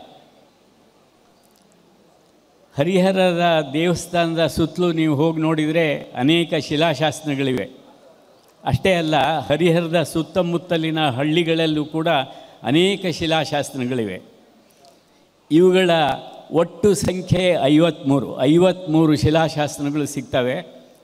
ಪ್ರೊಫೆಸರ್ BL ರೈಸ್ ಅನ್ನೋಂಥವರು ಅವರು ಆ ಎಲ್ಲ ಶಾಸನಗಳನ್ನು ಕರ್ನಾಟಕದಲ್ಲಿ ಹಳೆಯ ಮೈಸೂರಿನಲ್ಲಿ ಸಿಗುವಂತಹ ಎಲ್ಲ ಶಾಸನಗಳನ್ನು ಕ್ರೋಢೀಕರಿಸಿ ಎಪಿಗ್ರಾಫಿಯ ಕರ್ನಾಟಕ ಅಂತ ಹೇಳಿಬಿಟ್ಟು 12 ಸಂಪುಟಗಳನ್ನು ತಂದಿದ್ದಾರೆ. ಚಿತ್ರದುರ್ಗ ಜಿಲ್ಲೆ, ಆವಾಗ ದಾವಣಗೆರೆ, ಹರಿಹರ ಎಲ್ಲವೂ ಕೂಡ ಚಿತ್ರದುರ್ಗ ಜಿಲ್ಲೆಗೆ ಸೇರಿತ್ತು. ಹಾಗಾಗಿ ಚಿತ್ರದುರ್ಗ ಡಿಸ್ಟ್ರಿಕ್ಟ್ ಅನ್ನುವಂತಹ ಆ ಪುಸ್ತಕದಲ್ಲಿ, ಎಪಿಗ್ರಾಫಿಯ ಕರ್ನಾಟಕದಲ್ಲಿ ಈ ಹರಿಹರದ ದೇವಾಲಯದ ಎಲ್ಲ ಶಾಸನಗಳು ಕೂಡ ಅದು ಅಲ್ಲಿ ಅವರು ಕೊಡ್ತಾರೆ. ಅದನ್ನು ಇತ್ತೀಚೆಗೆ ಅವರ ನಂತರ ಪ್ರೊಫೆಸರ್ HM ಶಂಕರನಾರಾಯಣ ರಾಯರು ಹರಿಹರ ದೇವಾಲಯ ಅಂಥೇಳಿ ಸುದೀರ್ಘವಾದಂತಹ ಒಂದು ಪುಸ್ತಕವನ್ನು ಬರೆದು ಆ ಎಲ್ಲ ಶಾಸನಗಳು ಏನು BL ರೈಸ್ ಸಂಗ್ರಹಿಸಿ ಕೊಟ್ಟಿದ್ದರು ಅದನ್ನೆಲ್ಲ ಕನ್ನಡಕ್ಕೆ ತರ್ಜುಮೆ ಮಾಡಿ ಹರಿಹರದ ಇತಿಹಾಸ ತಿಳಿಯುವಂತೆ ಮಾಡಿದ್ದಾರೆ. ಈ ಹರಿಹರ ಹಾಗಾದರೆ ಯಾವತ್ತಿಂದು? ಇದು ನಮಗೆ ಎಲ್ಲಿ ಸಿಗುತ್ತೆ ಅಂತಂದರೆ ಕ್ರಿಸ್ತ ಶಕ 674ನೇ 674ನೇ ಇಸ್ವಿಯಲ್ಲಿ ಒಂದು ಮಾತು ಬರುತ್ತೆ ಹರಿಹರಕ್ಕೆ. ಈ ಶಾಸನ ಇಮ್ಮಡಿ ಪುಲಿಕೇಶಿಯ ಮೊಮ್ಮಗ ವಿನಯಾದಿತ್ಯನಿಗೆ ಸಂಬಂಧಪಟ್ಟದ್ದು. ಅವನು ರಾಜ ಆಗಿರ್ತಾನೆ. ಹಾಗಾಗಿ ಈತನ ಹೆಸರಿನಲ್ಲಿ ಒಂದು ತಾಮ್ರ ಶಾಸನ ಸಿಗುತ್ತೆ. ಅದರ ಕಾಲ ಈಗ ಹೇಳಿದ ಹಾಗೆ ಕ್ರಿಸ್ತಶಕ 649. ಹರಿಹರದ ಮೊದಲ ಹೆಸರು ಆ ಶಾಸನದಲ್ಲಿ ಸಿಕ್ಕೋದು ಹರೀಶಪುರ ಅಂತ, ಅಥವಾ ಹರೀಶಪುರ. ಹರೀಶ ಸಂಸ್ಕೃತದಲ್ಲಿ ಶಕಾರಕ್ಕೂ ಅಂಥ ವ್ಯತ್ಯಾಸ ಇಲ್ಲ. ಅದರಿಂದ ಹರೀಶಪುರ ಅಂದರೆ ಹರೀಶಪುರ. ಹರಿ ಮತ್ತು ಹರ ಇಬ್ಬರು ಸೇರಿರುವಂಥದ್ದು. ಹರಿ ಪ್ಲಸ್ ಈಶ ಹರೀಶಪುರ. ಆನಂತರ ಈ ಊರಿನ ಇತಿಹಾಸವನ್ನು ನೋಡಿದರೆ ನಮ್ಮ ಹರಿಹರವನ್ನು ಎಷ್ಟು ಮಂದಿ ರಾಜರುಗಳು ಅಥವಾ ಸಾಮ್ರಾಧಿಪತಿಗಳು ಅಥವಾ ರಾಜ ಮನೆತನಗಳು ಆಳಿವೆ ಅಂತಂದರೆ ಈ ಊರನ್ನು ಕದಂಬರು, ಬಾದಾಮಿ ಚಾಲುಕ್ಯರು, ರಾಷ್ಟ್ರಕೂಟರು, ಕಳಚೂರ್ಯರು, ಹೊಯ್ಸಳರು, ಬೆಳಗುತ್ತಿ ಸಿಂಧರು, ಉಚ್ಚಂಗಿ ಪಾಂಡ್ಯರು, ಆಮೇಲೆ ಕೊನೆಗೆ ತರೀಕೆರೆಯ ಪಾಳೆಗಾರರು ಕೂಡ ಸೇರಿದರು. ಇಷ್ಟು ಜನ ಇಲ್ಲಿ ಈ ಹರಿಹರದ ಮೇಲೆ ಆಧಿಪತ್ಯವನ್ನು ಸಾಧಿಸಿದಂಥವರು. ಆಮೇಲೆ ಹರಿಹರಕ್ಕೆ ಇನ್ನೊಂದು ಹೆಸರಿದೆ ಶಾಸನದಲ್ಲಿ ಸಿಕ್ಕುವಂಥ. ಆ ಹೆಸರು ಏನಪ್ಪ ಅಂದರೆ ಕೂಡಲೂರು ಅಂತ. ಕುಡಲೂರು ಅಂತಲೂ ಸಿಗುತ್ತೆ, ಕೂಡಲೂರು ಅಂತ. ಕೂಡಲೂರು ಅಂತ ಯಾಕಂದರೆ ಎರಡು ನದಿಗಳು ಸಂಗಮ ಆಗಿರೋದ್ರಿಂದ, ತುಂಗಭದ್ರಾ ನದಿ ಮತ್ತು ಹರಿದ್ರಾ ನದಿ ಅಂತ ಇವೆರಡು ಸಂಗಮವಾಗೋದ್ರಿಂದ ಈ ಕ್ಷೇತ್ರವನ್ನು ಕೂಡಲೂರು ಅಂತ ಹೇಳಿಬಿಟ್ಟು ಕರೀತಾರೆ. ಅಷ್ಟೇ ಅಲ್ಲದೆ ಇನ್ನೊಂದು ಹೆಸರು ಕೂಡ ಈ ಹರಿಹರಕ್ಕುಂಟು. ಅದು ಗುಹಾರಣ್ಯ ಕ್ಷೇತ್ರ. ಗುಹಾಸುರ ಎಂಬ ರಾಕ್ಷಸ ಅವನ ಉಪಟಳವನ್ನು ತಾಳಲಾರದೆ, ಯಾಕೆಂದರೆ ಅವನು ಬ್ರಹ್ಮನ ಹತ್ರ ವರ ಬೇಡ್ಕೊಂಡಿರ್ತಾನೆ, ನನಗೆ ಹರಿಯಿಂದಲೂ ಮರಣ ಬೇಡ, ಹರನಿಂದಲೂ ಮರಣ ಬೇಡ ಅಂತ. ಆಗ ಹರಿಹರರು ಇಬ್ಬರೂ ಕೂಡಿ ಒಂದು ರೂಪವನ್ನು ತಾಳಿ ಅವನನ್ನು ಸಂಹರಿಸಿದರು. ಆದ್ದರಿಂದ ಗುಹಾರಣ್ಯ ಕ್ಷೇತ್ರ. ಇತ್ತೀಚಿನ ಹೆಸರು ಹರಿಹರ, ಅದು ತಮಗೆ ಗೊತ್ತಿದೆ. ಈಗ ಹರಿಹರೇಶ್ವರ ದೇವಾಲಯ ನೋಡೋಕ್ಕೆ ಹೋದರೆ ಅದು ಸುಮಾರಾಗಿ ದೊಡ್ಡದಿದೆ. ಭಾಳ ದೊಡ್ಡದಲ್ಲ, ಸುಮಾರಾಗಿ ದೊಡ್ಡದು. ಈ ಹರಿಹರ ದೇವಾಲಯದ ಚರಿತ್ರೆಯಲ್ಲಿ 13ನೇ ಶತಮಾನ ಬಹಳ ಮುಖ್ಯ ನಮಗೆ. ಏಕೆಂತಂದರೆ ಈ ದೇವಾಲಯವನ್ನು ಕಟ್ಟಿ ಅದನ್ನು ಉಚ್ಛ್ರಾಯ ಸ್ಥಿತಿಗೆ ತಂದವಂಥವನು ಆಂಧ್ರ ದೇಶದವನು, ತೆಲುಗು ದೇಶದವನು. ಅವನ ಊರು ನಾರಾಯಣಪುರ ಅಂಥೇಳಿ, ನಾರಾಯಣಪುರ. ಅಲ್ಲಿ ಈ ಪೋಲಾಳ್ವ ದಂಡನಾಥ ಅನ್ನುವಂಥ ಈತ ಹುಟ್ಟಿದ್ದು. ಆನಂತರ ಅವನು ಏನು ಮಾಡ್ತಾನೆ ಅಂತಂತಂದರೆ, ಹೊಯ್ಸಳರ ರಾಜರಾದಂತಹ ಚಕ್ರವರ್ತಿ ವೀರ ಬಲ್ಲಾಳ ಮತ್ತು ಅವನ ಮಗ ವೀರ ನಾರಸಿಂಹನ ಹತ್ತಿರ ಬಂದು ದಂಡಾಧಿಪತಿಯಾಗಿ ಬಹಳ ಚಾಕಚಕ್ಯತೆಯಿಂದ ಹೊಯ್ಸಳ ಸಾಮ್ರಾಜ್ಯವನ್ನು ಉಳಿಸಿಕೊಳ್ಳುವುದರಲ್ಲಿ ಅವನ ಪಾತ್ರ ಬಹಳ ದೊಡ್ಡದಿದೆ. ಈ ದೇವಸ್ಥಾನ ಬಹಳ ಸ್ವಾರಸ್ಯದ ಸಂಗತಿ, ದಯವಿಟ್ಟು ಎಲ್ಲ ಕೇಳಬೇಕು. ಈ ಮೊನ್ನೆ ಫೆಬ್ರವರಿ 1ನೇ ತಾರೀಕು 2024ನೇ ದಿನಕ್ಕೆ ಹರಿಹರ ದೇವಾಲಯವನ್ನು ಕಟ್ಟಿ ಸರಿಯಾಗಿ 800 ವರ್ಷಗಳಾಯಿತು. ಆ ಬಗ್ಗೆ ನಾನು ಪ್ರಜಾವಾಣಿಯಲ್ಲಿ ಒಂದು ದೊಡ್ಡ ಲೇಖನ ಬರೆದಿದ್ದೆ, ಹರಿಹರ ದೇವಾಲಯಕ್ಕೆ 800 ವರ್ಷ ಅಂತ ಹೇಳಿಬಿಟ್ಟು. ಸ್ವಭಾನು ಸಂವತ್ಸರದ ಮಾಘ ಶುದ್ಧ ಏಕಾದಶಿ ಗುರುವಾರದ ದಿನ ಇದನ್ನು ಕಟ್ಟಿಸ್ತಾನೆ. ನಾನು ಈಗಲೇ ಹೇಳಿದೆ, ಹಿಂದೆ ಹೇಳಿದೆ, ಪೌಲಾಳ್ವ ಬಹಳ ದೊಡ್ಡ ದಂಡಾಧಿಪತಿಯಾಗಿದ್ದ ಅಂತ. ಅವನು ಹರಿಹರೇಶ್ವರ ದೇವಾಲಯವನ್ನು ಮಾತ್ರ ಕಟ್ಟಿಸಲಿಲ್ಲ, ಅದರ ಮೇಲೆ ಆ ಕಾಲಕ್ಕೆ 100 ಬಂಗಾರದ ಕಳಶಗಳನ್ನು ಇಟ್ಟು ವಿಜೃಂಭಣೆಯಿಂದ ಹರಿಹರದ ದೇವಾಲಯವನ್ನು ಅದನ್ನು ಉದ್ಘಾಟನೆ ಮಾಡ್ತಾನೆ. ಬಹುಶಃ ಆ ಕಾಲಕ್ಕೆ ಅಲ್ಲಿಯ ಹೊಯ್ಸಳ ರಾಜರುಗಳು ಕೂಡ ಬಂದು ಅದನ್ನು ನೋಡಿ, ಆ ವೈಭವವನ್ನು ನೋಡಿ ಅವನನ್ನು ಮೆಚ್ಚುಗೆ ಇದು ಮಾಡಿರಬೇಕು. ಯಾಕೆಂತಂದರೆ 100 ಬಂಗಾರದ ಕಳಶಗಳು ಅಂತಂದರೆ ಸಾಮಾನ್ಯದ್ದಲ್ಲ. ಅವನ ತನ್ನ ಏನೇನು ತಾನು ಗಳಿಸ್ಕೊಂಡಿದ್ದ, ತನ್ನ ಸಂಪತ್ತು ಏನಿತ್ತು ಎಲ್ಲವನ್ನೂ ಕೂಡ ದೇವರಿಗೆ ಅರ್ಪಣೆ ಮಾಡ್ತಾನೆ. ಅಲ್ಲಿ ಹರಿಹರೇಶ್ವರ ಮೂರ್ತಿ ಬಹಳ ಹಿಂದೆಯೇ ಇತ್ತು. ಯಾಕೆಂತಂದರೆ ಅದು ಸ್ವಯಂಭೂ ಮೂರ್ತಿ, ತಾನಾಗಿಯೇ ಉದ್ಭವ ಆದದ್ದು ಅಂತ ಹೇಳಿಬಿಟ್ಟು. ಹಾಗಾಗಿ ಇವನು ಬರೀ ಅದಕ್ಕೆ ಬಹುಶಃ ಆ ಕಾಲದಲ್ಲಿ ಬಹಳ ಚಿಕ್ಕ ಗುಡಿ ಇತ್ತು ಅಂತ ಕಾಣುತ್ತೆ. ಅದನ್ನು ತೆಗೆದುಬಿಟ್ಟು ದೊಡ್ಡ ದೇವಸ್ಥಾನವನ್ನು ಕಟ್ಟಿಸ್ತಾನೆ. ಅಷ್ಟೇ ಅಲ್ಲ, ಈ ಪೌಲಾಳ್ವ ದಂಡನಾಥ ಬಾನುವಳ್ಳಿ ಅಂತ ಇದೆ ಹರಿಹರದ ಸಮೀಪದಲ್ಲಿ.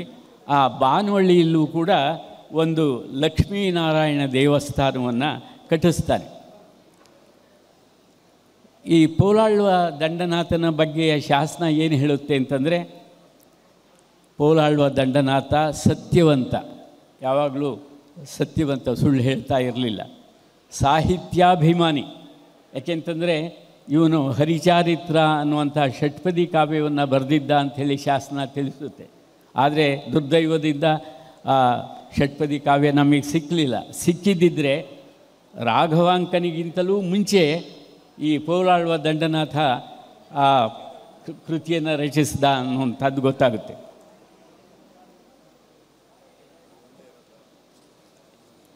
ಈ ಶಾಸನಗಳಲ್ಲಿ ಹರಿಹರೇಶ್ವರ ದೇವರನ್ನು ಏನಂತ ಕರೆದಿದ್ದಾರೆ ನೋಡಿ, ಬಹಳ ಸ್ವಾರಸ್ಯವಾದಂತಹ ಹೆಸರುಗಳಿದೆ. ಒಂದು ಸ್ವಯಂಭೂ ಶಂಕರನಾರಾಯಣ, ತಾನಾಗಿಯೇ ಉದ್ಭವ ಆದಂತಹ ಹುಟ್ಟಿಕೊಂಡಂತಹ ಶಂಕರನಾರಾಯಣ ಅಂತ ಹೇಳಿ ಒಂದು ಶಾಸನ ಹೇಳುತ್ತೆ. ಮತ್ತೊಂದು ಶಾಸನ ಹೇಳುತ್ತೆ, ಈ ಹರಿಹರೇಶ್ವರನ ನೋಡಿಬಿಟ್ಟು ಈತ ಪ್ರಸನ್ನ ಶಂಕರನಾರಾಯಣ ಅಂತ. ಪ್ರಸನ್ನ, ಆ ಮುಖ ನೋಡಿದರೆ, ದೇವರ ಮುಖ ನೋಡಿದರೆ ಎಷ್ಟು ಪ್ರಸನ್ನತೆ ಕಾಣಿಸುತ್ತೆ, ಅಂಥ ಪ್ರಸನ್ನ ನಾರಾಯಣ. ಮೂರನೇ ಹೆಸರು ನನ್ನ ಹೆಸರು, ಅಂದರೆ ನಾನು ಹೆಸರು, ದೇವ್ರ ಹೆಸರು ನಾನು ಇಟ್ಕೊಂಡಿದ್ದೀನಿ, ಹರಿಶಂಕರ ಅಂತ ಮೂರನೇ ಹೆಸರು. ನಾಲ್ಕನೇ ಹೆಸರು ಆ ಶಾಸನದಲ್ಲಿ ಬರುತ್ತೆ, ಚೆಲುವೆತ್ತ ಹರಿಹರ ಪರಮರ್ ಅಂತ ಹೇಳುತ್ತೆ. ಅಂದರೆ ಚೆಲುವಿನಿಂದ ಕೂಡಿದ ಬಹಳ ಸುಂದರವಾದ ಮುಖವುಳ್ಳ ಈ ಹರಿಹರ ಪರಮರ್, ದೊಡ್ಡವರು ಇವರು. ಹರಿಹರೇಶ್ವರ ಸ್ವಾಮಿ ಸಣ್ಣದಲ್ಲ, ಬಹಳ ದೊಡ್ಡವನವನು. ಅವನು ಚೆಲುವೆತ್ತ ಹರಿಹರ ಪರಮರ್, ಬಹಳ ಸುಂದರನಾಗಿದ್ದಾನೆ ಅಂತ. ಹರಿಹರೇಶ್ವರ ಮೂರ್ತಿ ನೀವು ನೋಡಿ ಎಷ್ಟು ಸುಂದರವಾಗಿದೆ. ಆ ಶಾಸನವೊಂದು ಅದನ್ನು ಬಣ್ಣಿಸಿದೆ. ಈ ಹರಿಹರೇಶ್ವರರ ಕಲ್ಪನೆ ಅದು ಬಹುಶಃ ನಮಗೆ ಆಂಧ್ರರಿಂದ ಬಂದದ್ದು ಅಂತ ಕಾಣಿಸುತ್ತೆ. ಏಕೆಂದರೆ ಆಂಧ್ರ ದೇಶದಲ್ಲಿ ಬಹಳ ಹರಿಹರೇಶ್ವರ ಮೂರ್ತಿಗಳು ಸಿಗ್ತವೆ. ಅದೇನೇ ಇರಲಿ, ನಮ್ಮ ಹರಿಹರೇಶ್ವರನ ಬಗ್ಗೆ ಒಂದು ಸೊಗಸಾದಂತಹ ಶಾಸನದಲ್ಲಿ ಒಂದು ಪದ್ಯ ಬರುತ್ತದೆ. 35ನೇ ಶಾಸನದಲ್ಲಿ 15ನೇ ಪದ್ಯ ಒಂದು ಬರುತ್ತೆ. ಆ ಹಳೆಗನ್ನಡದಲ್ಲಿದೆ, ಅದನ್ನು ಹೊಸಗನ್ನಡದಲ್ಲಿ ನಾನು ಹೇಳ್ತಾ ಇದ್ದೀನಿ. ಕೆಲವರು ಹೇಳ್ತಾರೆ, ಅಯ್ಯ ಈ ಜಗತ್ತಿನಲ್ಲಿ ಯಾರಾದರೂ ದೊಡ್ಡವನು ಅಂತ ಹೇಳಿದರೆ ಅವನು ಹರಿ, ಅವನು ವಿಷ್ಣು, ಬೇರೆ ಯಾರೂ ಅಲ್ಲ. ಅದನ್ನು ಕೇಳಿಬಿಟ್ಟು ಇನ್ನು ಕೆಲವರು ಹೇಳ್ತಾರೆ, ಅಯ್ಯ ಈ ಜಗತ್ತಿನಲ್ಲಿ ದೊಡ್ಡವನು ಯಾರು ಅಂತಂದರೆ ಹರ, ಈಶ್ವರ, ಹರಿ ಅಲ್ಲ. ಹಾಗಾಗಿ ಆ ಶಾಸನ ಮುಂದಿನ ಮಾತು ಬಹಳ ಚೆನ್ನಾಗಿ ಹೇಳುತ್ತೆ, ಜನರ ಸಂದೇಹವನ್ನು ಪರಿಹರಿಸುವ ಸಲುವಾಗಿ ಈ ಕೂಡಲೂರಿನಲ್ಲಿ ದೇವರು ಹರಿಹರ ರೂಪವನ್ನು ತಾಳಿದ್ದಾರೆ. ನೋಡಿ ಎಷ್ಟು ಸೊಗಸಾದಂತಹ ಮಾತು, ಬಹಳ ಸೊಗಸಾದ ಮಾತು. ಅಂದರೆ ಹರಿಹರರು ಸಮನ್ವಯದ ಪ್ರತೀಕ. ಸಮನ್ವಯ, ಯಾರು ಹೆಚ್ಚಿಲ್ಲ, ಯಾರೂ ಕಡಿಮೆ ಇಲ್ಲ, ಎಲ್ಲ ಸಮನಾಗಿರುವಂಥದ್ದು ಸಮನ್ವಯ, ಭಾಳ ಸೊಗಸಾಗಿದೆ. ಆಮೇಲೆ ಹರಿಹರದ ದೇವಸ್ಥಾನದ ಶಿಲ್ಪಕಲೆ, ಅದರ ಬಗ್ಗೆ ಎರಡು ಮಾತು ಹೇಳ್ಬೋದು. ಈಗಿನ ಹರಿಹರ ದೇವಾಲಯವನ್ನು ನೋಡಿದ ಕೂಡಲೇ, ಹೊರಗಡೆ ನೋಡಿದ ಕೂಡಲೇ ನಿಮಗೆ ಗೊತ್ತಾಗುತ್ತೆ, ಎಲ್ಲ ಕೆಲವು ಕಡೆ ಎಲ್ಲ ಒಡೆದೋಗಿದೆ, ಇದು ಪರಕೀಯರ ದಾಳಿಗೆ ಈಡಾದಂತೆ ತೋರುತ್ತದೆ. 13ನೇ ಶತಮಾನದ ಕೊನೆ, 14ನೇ ಶತಮಾನದ ಆರಂಭದಲ್ಲಿ ಈ ದೇವಾಲಯ ಮಹಮ್ಮದೀಯರ ದಾಳಿಗೆ ಈಡಾಯಿತು. ದೇವಸ್ಥಾನದ ಗೋಪುರ ಇತ್ತೀಚೆಂದು ಕಟ್ಟಿರೋ ಗೋಪುರ, ಮುಂಚೆ ಆ ಪೋಲಾಳುವ ದಂಡನಾಥ ಕಟ್ಟಿರ್ತಾನಲ್ಲ 100 ಕಲಶಗಳಿಂದ, ಅದೆಲ್ಲ ಹೋಯಿತು. ಆಮೇಲೆ ಎಷ್ಟೋ ವರ್ಷಗಳ ಕಾಲ ಆ ಹರಿಹರ ದೇವಸ್ಥಾನ ಮುಚ್ಚಿ ಹೋಗಿತ್ತು. ಮಹಮ್ಮದೀಯರು ಆ ದೇವಸ್ಥಾನದ ಮೇಲ್ಗಡೆ ತಾವೇ ಒಂದು ಇದನ್ನು ಕಟ್ಟಿಸ್ಕೊಂಡು ಅಲ್ಲಿ ಪ್ರತಿದಿನ ನಮಾಜ್ ಮಾಡ್ತಾಯಿದ್ರು ಅಂತ ಹೇಳಿಬಿಟ್ಟು BL ರೈಸ್ ಹೇಳ್ತಾರೆ. ಆಮೇಲೆ ಇವರು ಕೂಡ ಯಾರು ಹಯವರ್ಧನ್ ರಾವ್ ಕೂಡ ತಮ್ಮ ಗೆಜೆಟಿಯರ್ನಲ್ಲಿ ಹೇಳ್ತಾರೆ.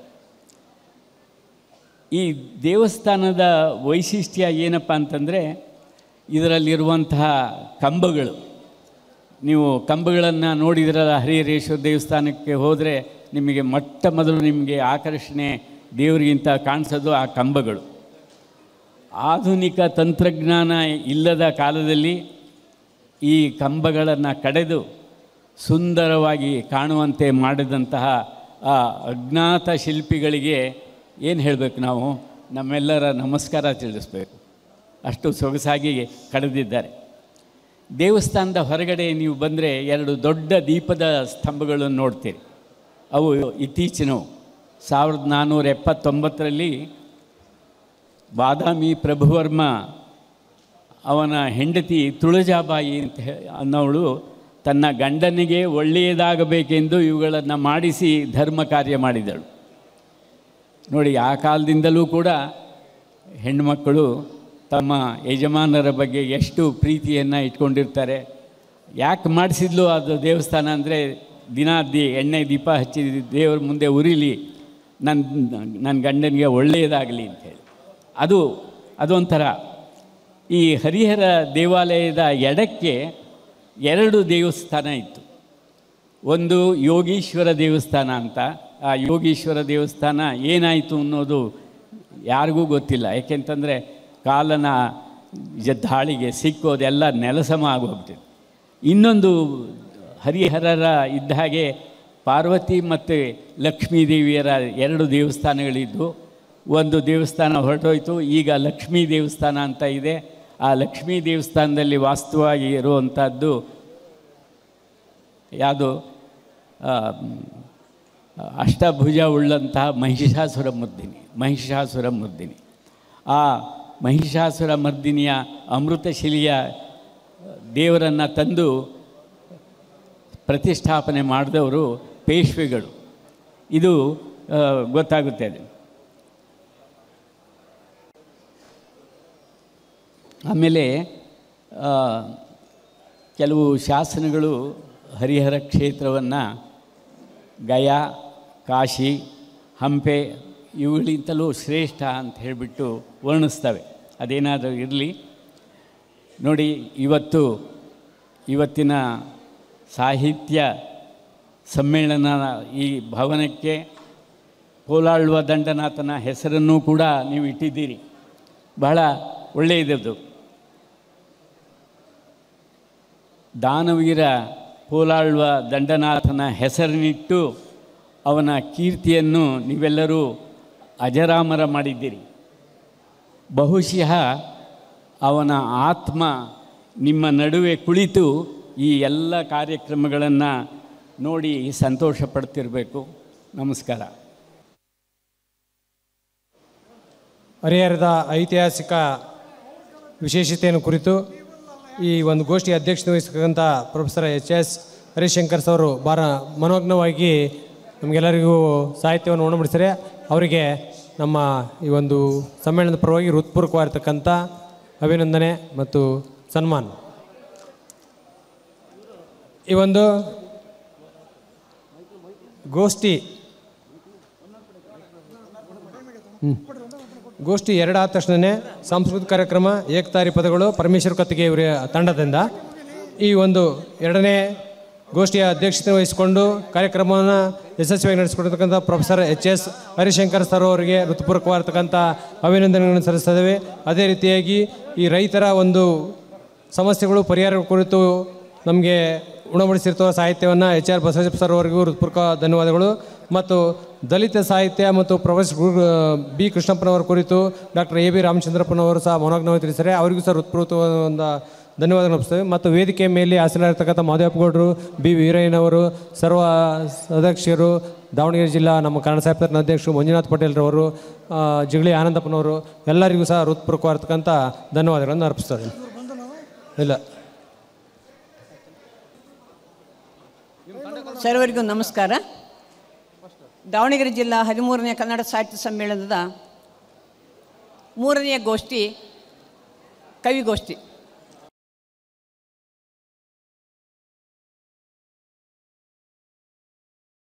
ನಕ್ಷತ್ರ ಟಿವಿ ಲೋಕಲ್ ನ್ಯೂಸ್, ಇದು ನಿಮ್ಮದೇ ಧ್ವನಿ.